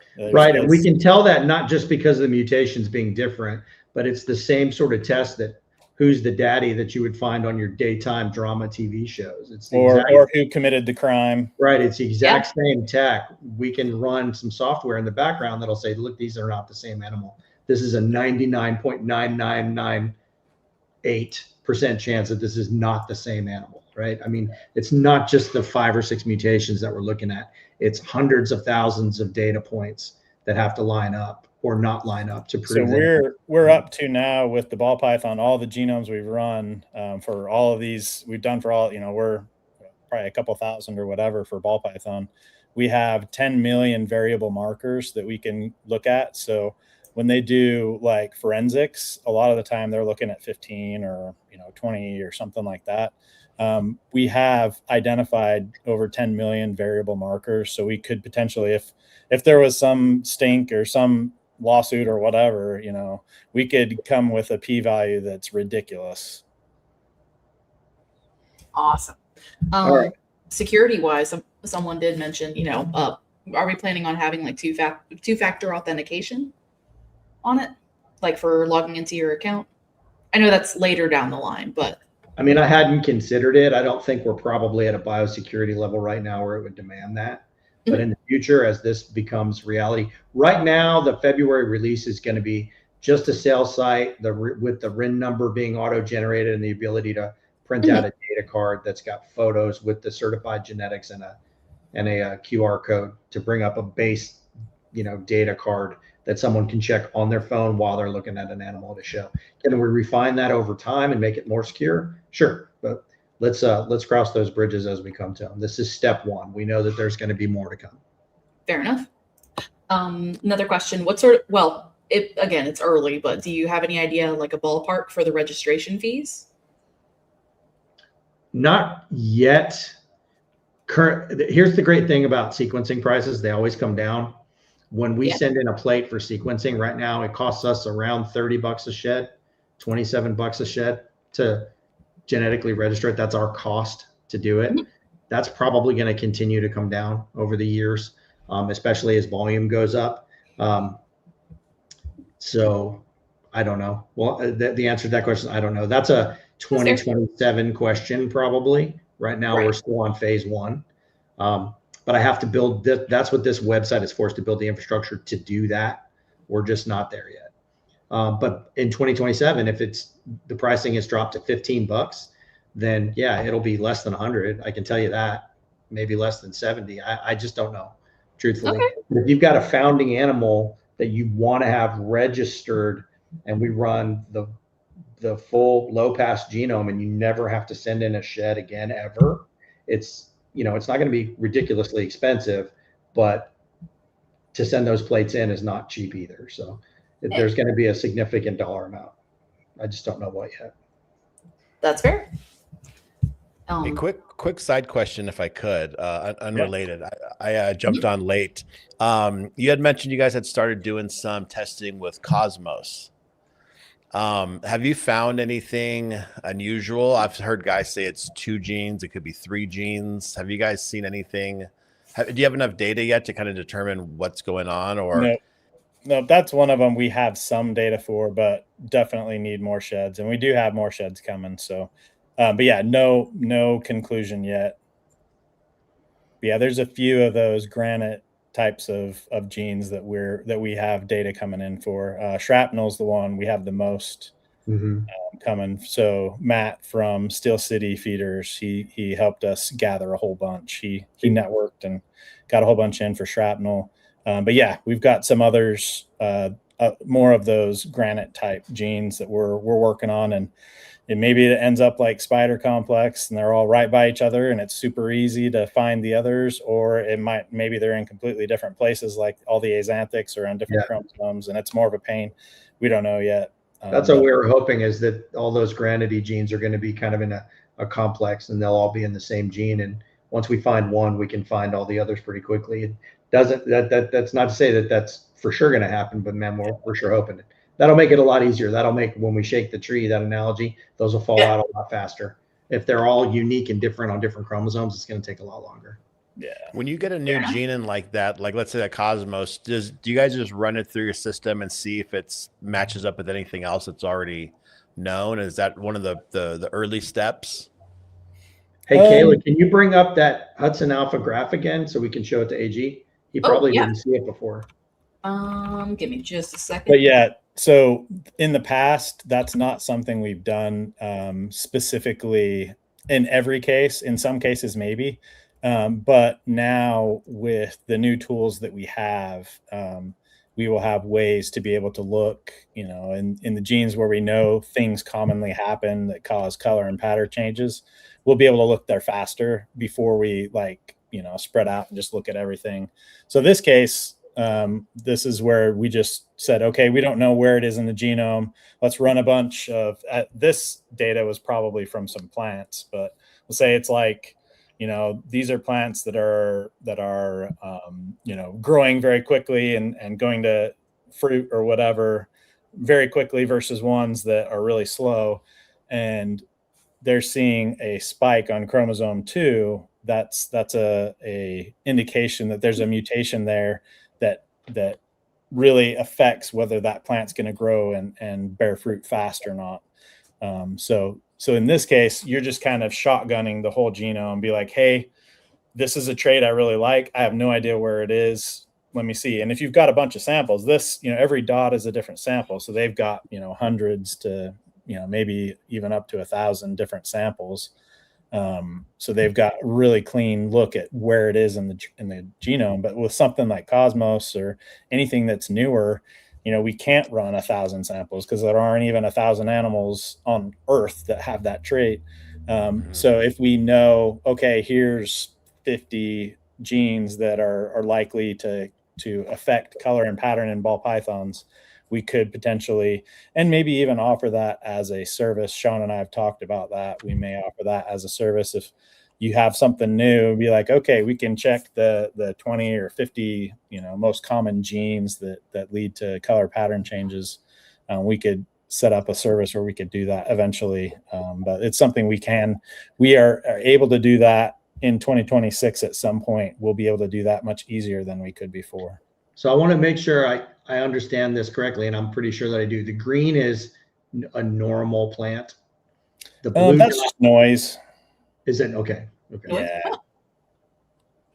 Yeah. So that's kind of, they're kind of giving a threshold. We're like, okay, everything below this line doesn't really mean anything. Okay. Anything above it, you're starting to see some signals. So like if that number 2 wasn't there, so you just ignore that, then I would probably go to the 3rd from the right. So there's not very many there, but you can see there's a nice stack that goes pretty high. So if chromosome 2 wasn't there, obviously that's by far the standout. But if it wasn't there, that one you kind of have a nice stack, and it goes fairly high compared to the others. So So that would be the second chromosome I would go to. But with this data, it's very cleanly going to be on chromosome 2. Right.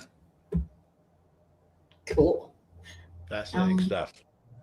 Yeah, for sure. Yeah, and then like with the spider complex, we knew from breeding, okay, there's like 10 or 12 of these that seem to be allelic, seem to never have crossover events happen. They always act like supers. And so once we figured out where one of them was, then we could just sequence that gene and find all the other 10. That's why both us and other people that worked on it, we were able to get all of them in that complex really fast rather than 10 morphs that are in different places. That's going to take a long time. But if there's 10 all in the same gene, we can get them real quick. So that's what we're kind of hoping, that we'll get lucky with these granidae ones, that maybe they'll be in the same gene or at least just in 2 or 3 different genes. That would make it much easier to find them than if we have to look in a different chromosome for every single one. Jason's asking, so are you using this method to search for things people don't know exist yet? Say you notice a bunch of animals have inky blacks, you run them looking for anomaly spike areas to try and double? It's definitely not something we just do.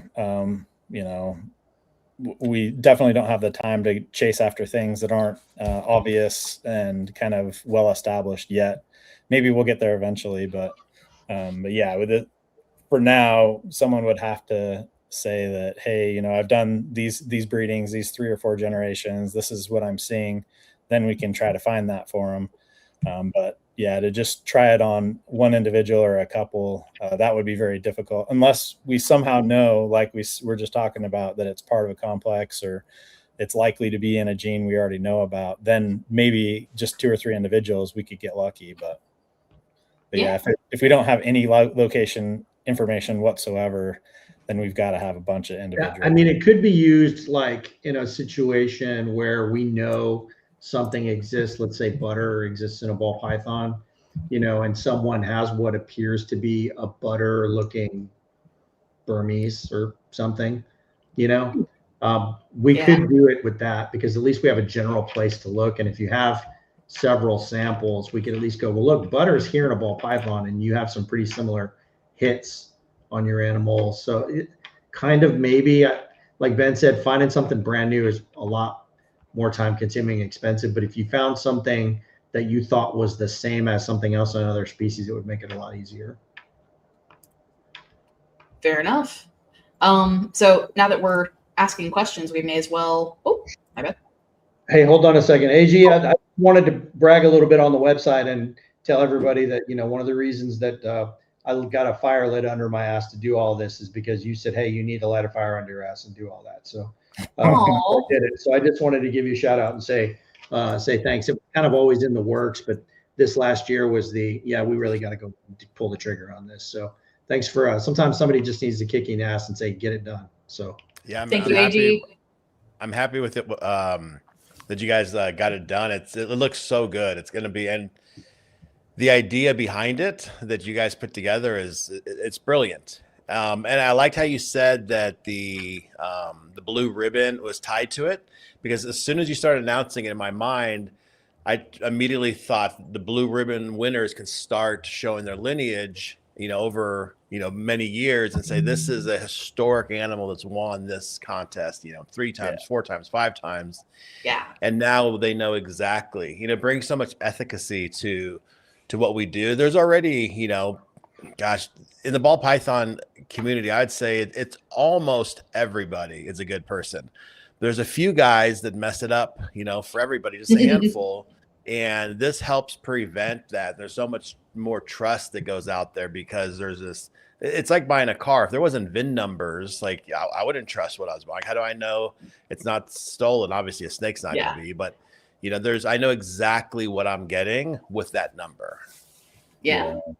And that is another thing that we did have one breeder bring up, had really high end collection.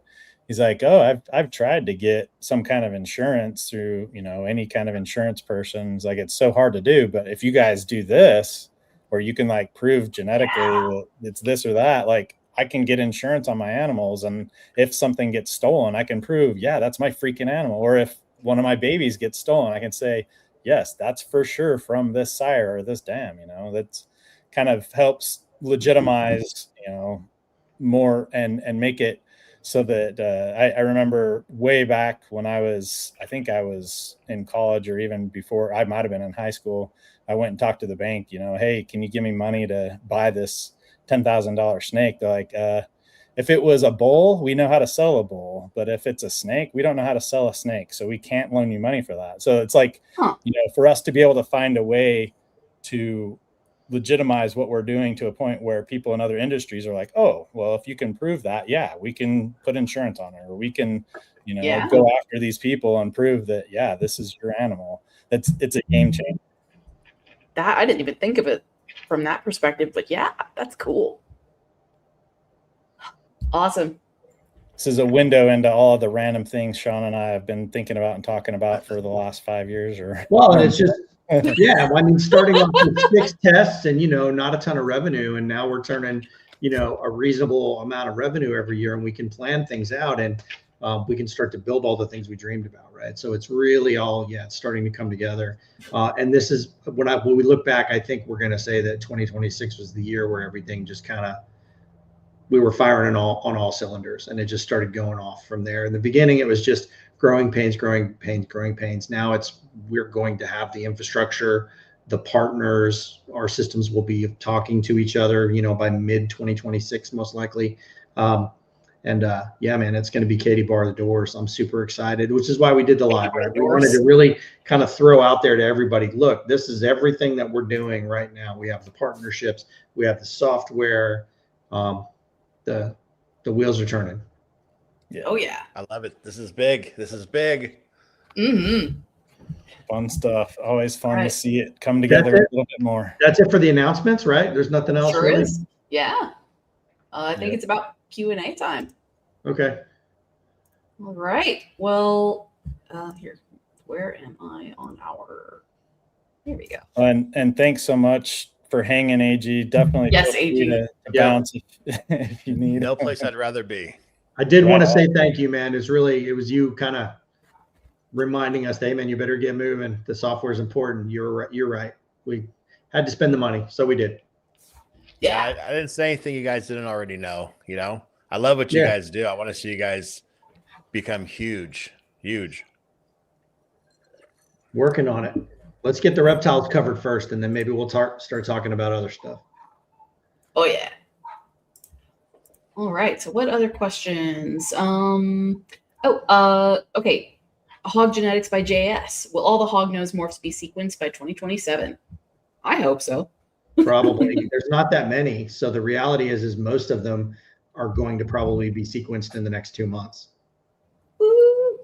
Because tell me if I'm wrong, right, Ben? But I mean, the reality is there's not that many. With hognoses, I do worry that for some of the morphs, I do not have enough sheds right now.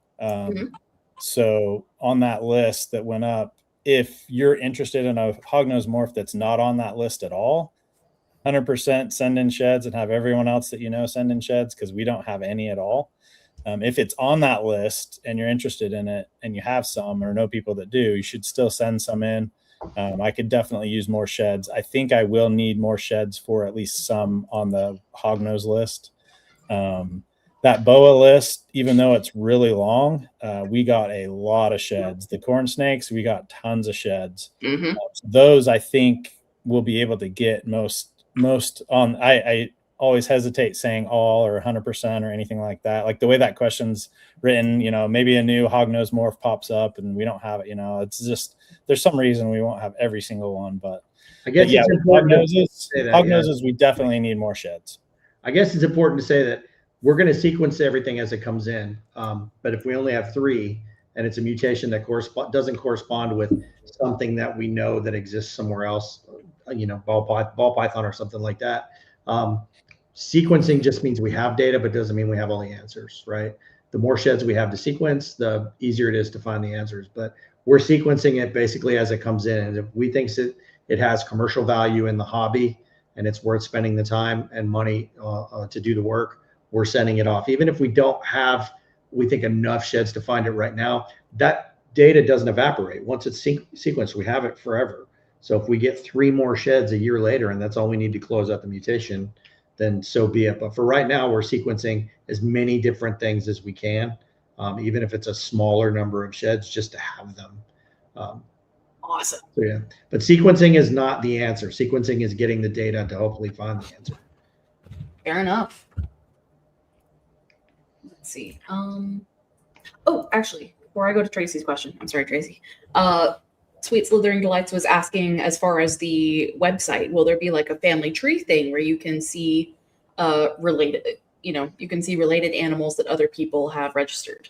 Not on version 1 that'll be released in February, but that is in the works. Yes. Right now, we're going to focus on smooth, easy ordering, being able to go into old orders, add new genes to that order without having to send a new shed in because we still have it here, that sort of thing, just to make it super convenient for you guys and to start to be able to do things that will make the animal feel like it's been tested and certified by a legitimate genetics testing company. So that's most of the focus of phase 1, but we built it with everything else in mind so that when we do build those things, we have all of the base things that we need already built in phase 1. So hot.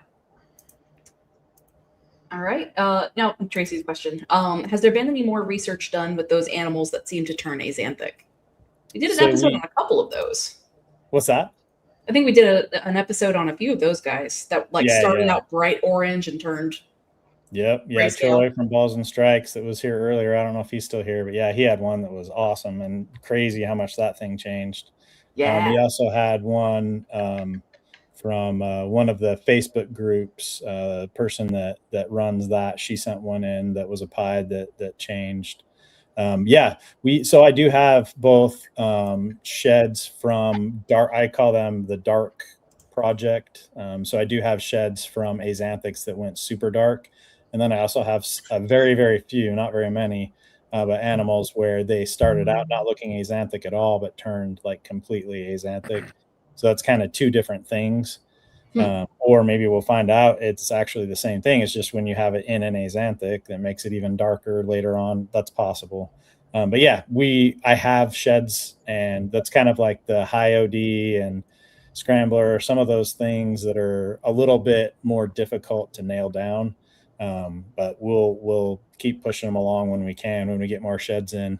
It really, like we've said many times on this show, it depends on you all, what you send in. If there's a bunch of people that send in a bunch of dark axanthic or animals that turn from normal into axanthic, if all of a sudden everyone makes a concerted effort and I got 30 or 40 or 50 sheds, then it's much more likely I'll be able to find any answer that can possibly be found.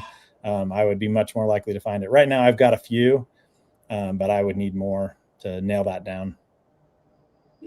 Yeah.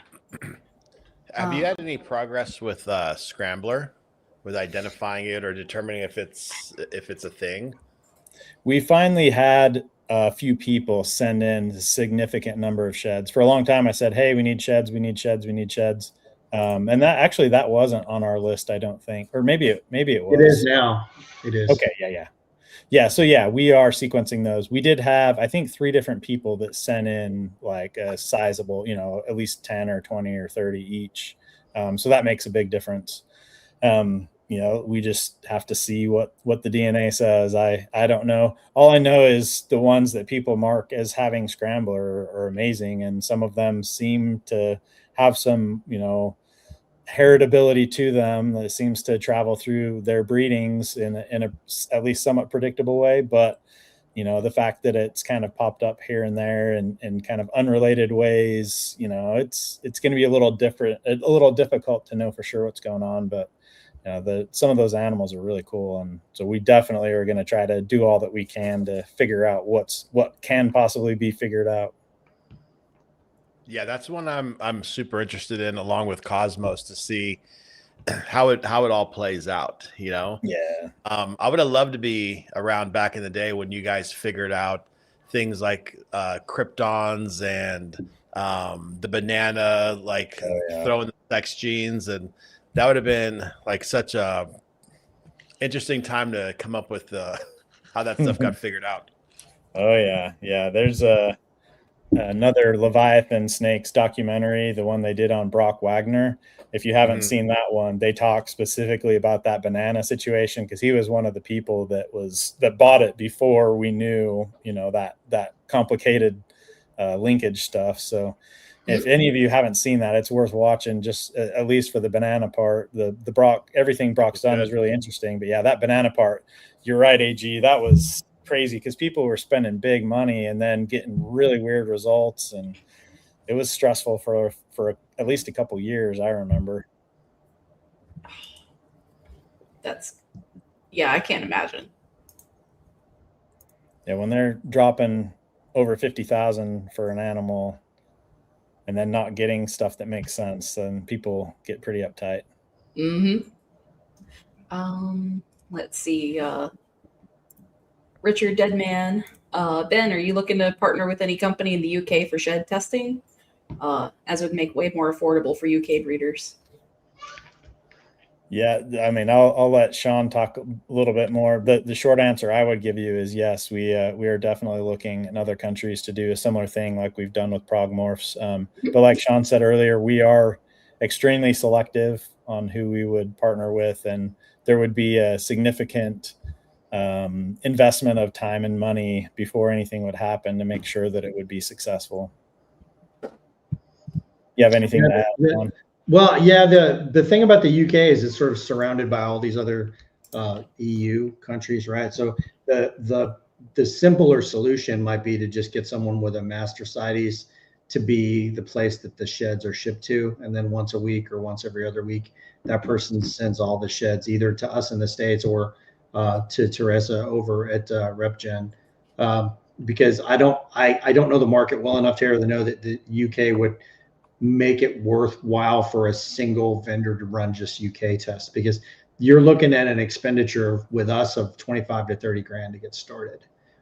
We're not paying for that equipment and those primers. That partner would be, and then they would have to make their money back on the tests that they're selling there. And I just don't know if the market's big enough to support that right out of the gate. It may make more sense, like I said, just to find someone with a master CITES that can ship on those customers' behalfs, because there's a lab right there in the Czech Republic. So mail wise, I would think it shouldn't take as long to get there than it would the States. But I mean, would I consider it? Sure. If somebody wanted to spend the money, I do have 2 other target countries right now that I'm looking at very seriously.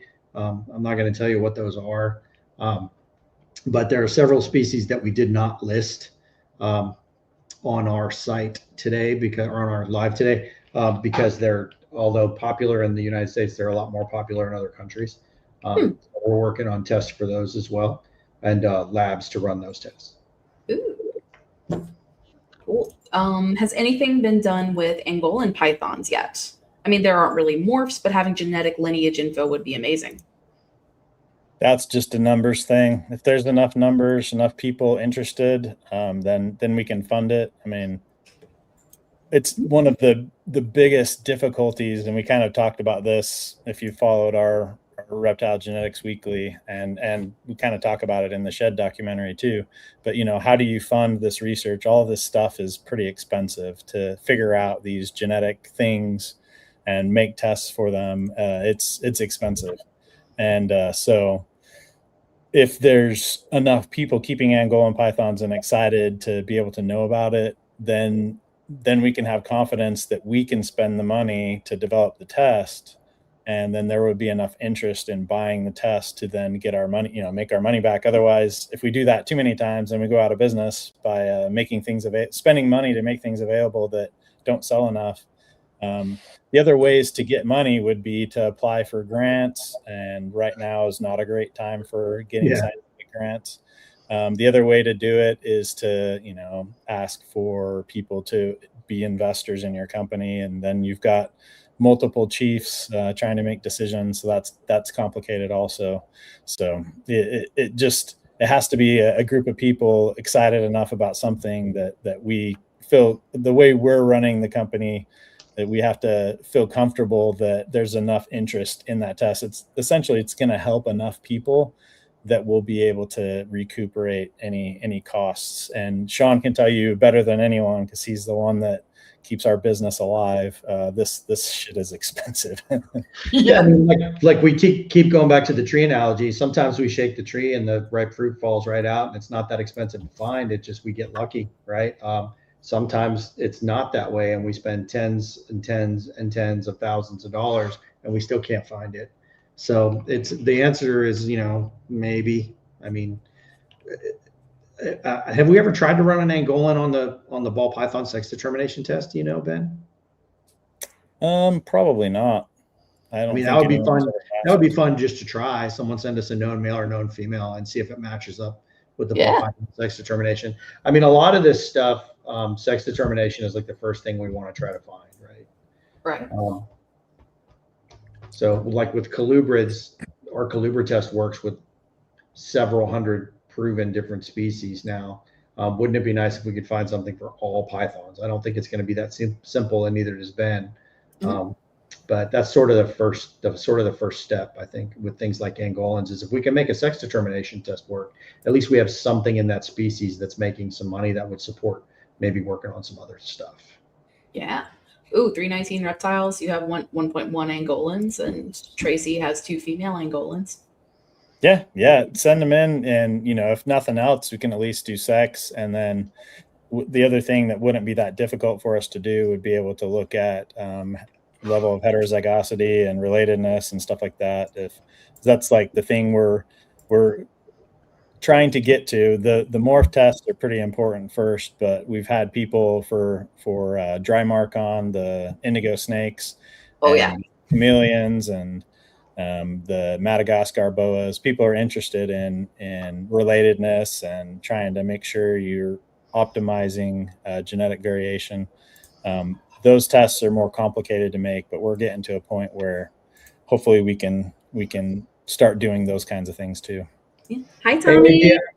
Hey, Tommy, what's up? AG, I just want to give you a pass, bro. If you're hanging out just because you want to be here, you're welcome to stay. But also, if you want to crash, you can do that too. We won't take offense. I got a Q&A thing now. I got a 6:30 meeting. I actually was just about to jump off. Thank you guys so much for having me. I appreciate it. It's always fun talking with you guys. And we'll talk offline. I'm super excited about what you guys are doing. Later, awesome. buddy. Thanks again. Thanks, AG. See you guys. Catch you later. All right. More Q&A stuff. Oh, there's surprise Sean. Let's see.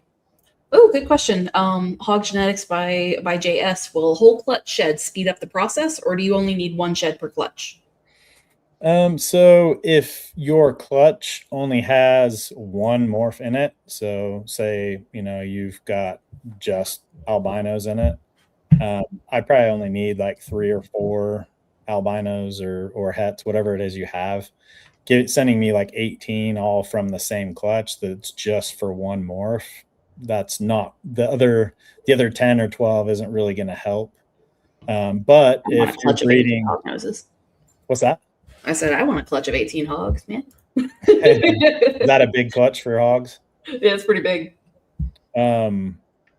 But if you are breeding something where the male has 2 or 3 different morphs, the female has 2 or 3 different morphs, then, that whole clutch might be helpful because, each baby is going to have a little bit different genetics. So it just kind of depends. But yeah, if it's just for one thing, then I would say 3 or 4 or 5 at the most from a clutch. We don't necessarily need every single baby from the clutch. Another thing I feel like I should point out that maybe a lot of people don't understand is that when you send, like if you're sending a new mutation that we've never or that we don't have enough sheds for, that's going to have a better chance of making it onto a sequencing run than say something that we've already got a couple hundred sheds for. Most of the wells, which are the little tubes in each of those 96 well plates that we send in for research, we try to make them as data rich as we can. And what I mean by that is when an animal has multiple mutations, if I take a Burmese python that's got 4 mutations that we know exist in that, I get data back on all 4 of those mutations from that one well. So I'd rather put that Burm shed in there that's got 4 mutations and gives me 4 sets of data back to try and find those mutations than one animal with 1 mutation. I'm burning that well just for that one mutation. And I hope that makes sense. But these first, couple of dozen plates that we send in, we've intentionally been sending animals that are very data rich and multiple mutations.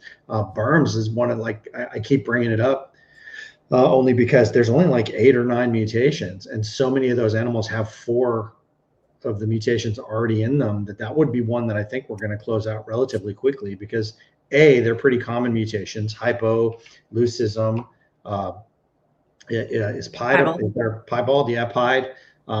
And that stuff's going to fall pretty quickly, because I can get 4 sets of data off of one sample instead of just one set of data for one mutation. So, if you have a rare species with a rare mutation, but it has value, it's still got a good chance of making a run. But if it's a single mutation on a species that we already have lots of other sheds with that mutation, and those sheds also have other mutations besides that one, those other ones are going to get pulled before yours.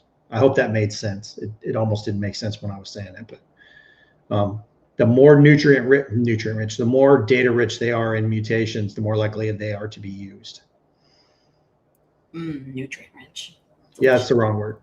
Oh no, it's okay. The more data rich, like the more mutation rich they are, the more likely they are to be used, because we just get more data back for the same amount of work.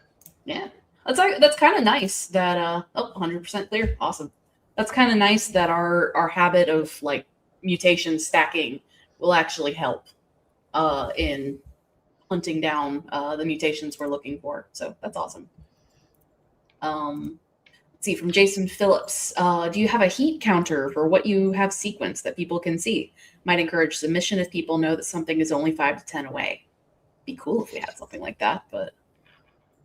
Yeah, the closest thing we have to that, like what we showed tonight, is the ones that are in validation versus the ones that aren't yet. So the ones that are in validation, those ones are very close. It could still be that we have a hard time finding them and we got to go back and do more sequencing, but they've at least passed some levels of validation and are looking good. But yeah, that might be something that we could incorporate on the new website. At least, I don't know if it would be like a counter, like the exact amount. And knowing we're only 5 or 10 away, we don't ever know that for sure. But you could at least see, I really like, shrapnel, for example, with Matt. He's like, you don't really have shrapnel. I've got a bunch. Let me see what all I can get. And we went from having, maybe 1 or 2 to having, 30 or 40 pretty quick. So that might be a good thing to let people know. The ones we only have like less than 10 versus ones we have more than 50. Those are very different groups, The ideal situation is to get multiple submissions of a mutation from multiple breeders, different people. Like the situation with Matt, where he sent us a bunch of shrapnel, is very helpful because now we have a bunch of samples to go over. But if they're too closely related to each other, it can at the same time slow things down a little bit. And they're not just his. Oh, that's good. That's good. Yeah. Nice. Very cool. I've got one more starred question. Any progress on Stranger? Yes. Yeah, that one isn't quite in validation, but I have more we've done with the Hudson Alpha group. Specifically Zach. We didn't shout out to Zach yet, but he's another person there that I bounce back and forth information and questions and stuff. But yeah, he will likely have some more stuff on Stranger for me to pick through in the next week. So it could jump over to the validation stage, or it could be, no, we still don't see it. Let's do some more sequencing. So if you've got Strangers, or especially if they're stranger to stranger breeding, where they're potentially homozygous for Stranger, we would love those sheds. But in the next couple of weeks, if everyone crosses their fingers, maybe we'll have it.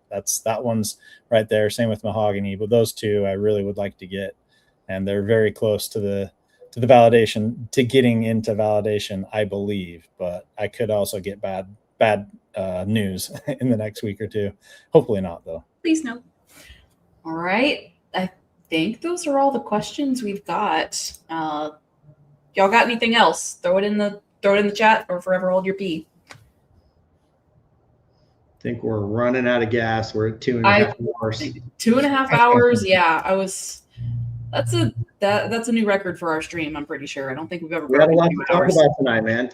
Yeah. 2026 is going to be a big year. We've been All quiet right. for a while. Now we're not so quiet. All right, y'all. Well, thanks everybody. If you're like Joe down here, Joe, I'm gonna put you on screen real quick. This man has been hanging out backstage with us this whole time. What's up, brother? Awesome. So real for that. Okay. Yes, Amazing amazing chat. Yeah, It was a great job, guys. I really appreciate y'all having me on. I really learned a lot, and so wonderful. My daughter's been texting me ever since we finished with the Sunset Monsoon section. So they've been, hey, what are we doing? What's next? What are we doing next? Oh, good, awesome. good. All right. Yeah. So yeah, looking forward to this year because we're going to have. Hopefully, we'll be able to prove out your theory one way or the other on the double het maker. So Yes. based on the pairings we're going to have with that male. Yeah. That will be cool to see. Do you have another question, Tyson Well, Dallas? the Matthew question. He's put stuff yeah. up a couple of times. Yeah, go ahead. So Matthew, I did see your message a little bit back. As you saw tonight, if you saw earlier, we do have banana in the last stages of validation. So it's a good chance we have a banana test. And then your specific situation where you got the funky red eye thing going on, then I think we'll be able to have tested it for everything that we want to on purple haze. Then there are some other genes that do specifically cause just eye color to turn red and not necessarily pigmentation anywhere else in the body. So there is some stuff that we can play with. But like we talked about earlier, all of this stuff costs money. So I don't know how quickly we could get to it. And then we also, with the testing with the banana test, maybe something will make sense why we're seeing what we're seeing. But anyway, there's lots going on. Sorry, I haven't replied back yet, but as soon as I had the banana test done, I was going to reply and let you know a little bit more. But just want to let you know we're thinking about purple haze. It might take some time, but we'll do what we can. Oh yeah. Yeah, just to make things more confusing, one of the females I'm pairing that triple het male to is a coral glow het sunset. So just more linkage. Just throw it in there. It's fine. Just put another one. Just, yeah. Albino-ish. Another super hypomelanistic. Yeah, however you want to think of sunset and banana. Yeah. Yep. All right, y'all. Sunset bananas are awesome. Yes. Oh my gosh, yes. All right. Let's go ahead and call that a night, everybody. All right. Thanks, guys. Have a good night. Yeah. Later, everybody. Thanks for tuning in. Do the normal things: like, comment, subscribe, and go call your water, drink your mother. Keep sending your sheds in. Keep us busy. Thank you. Yep. Oh. Yes. Send them in. All right. Later, guys.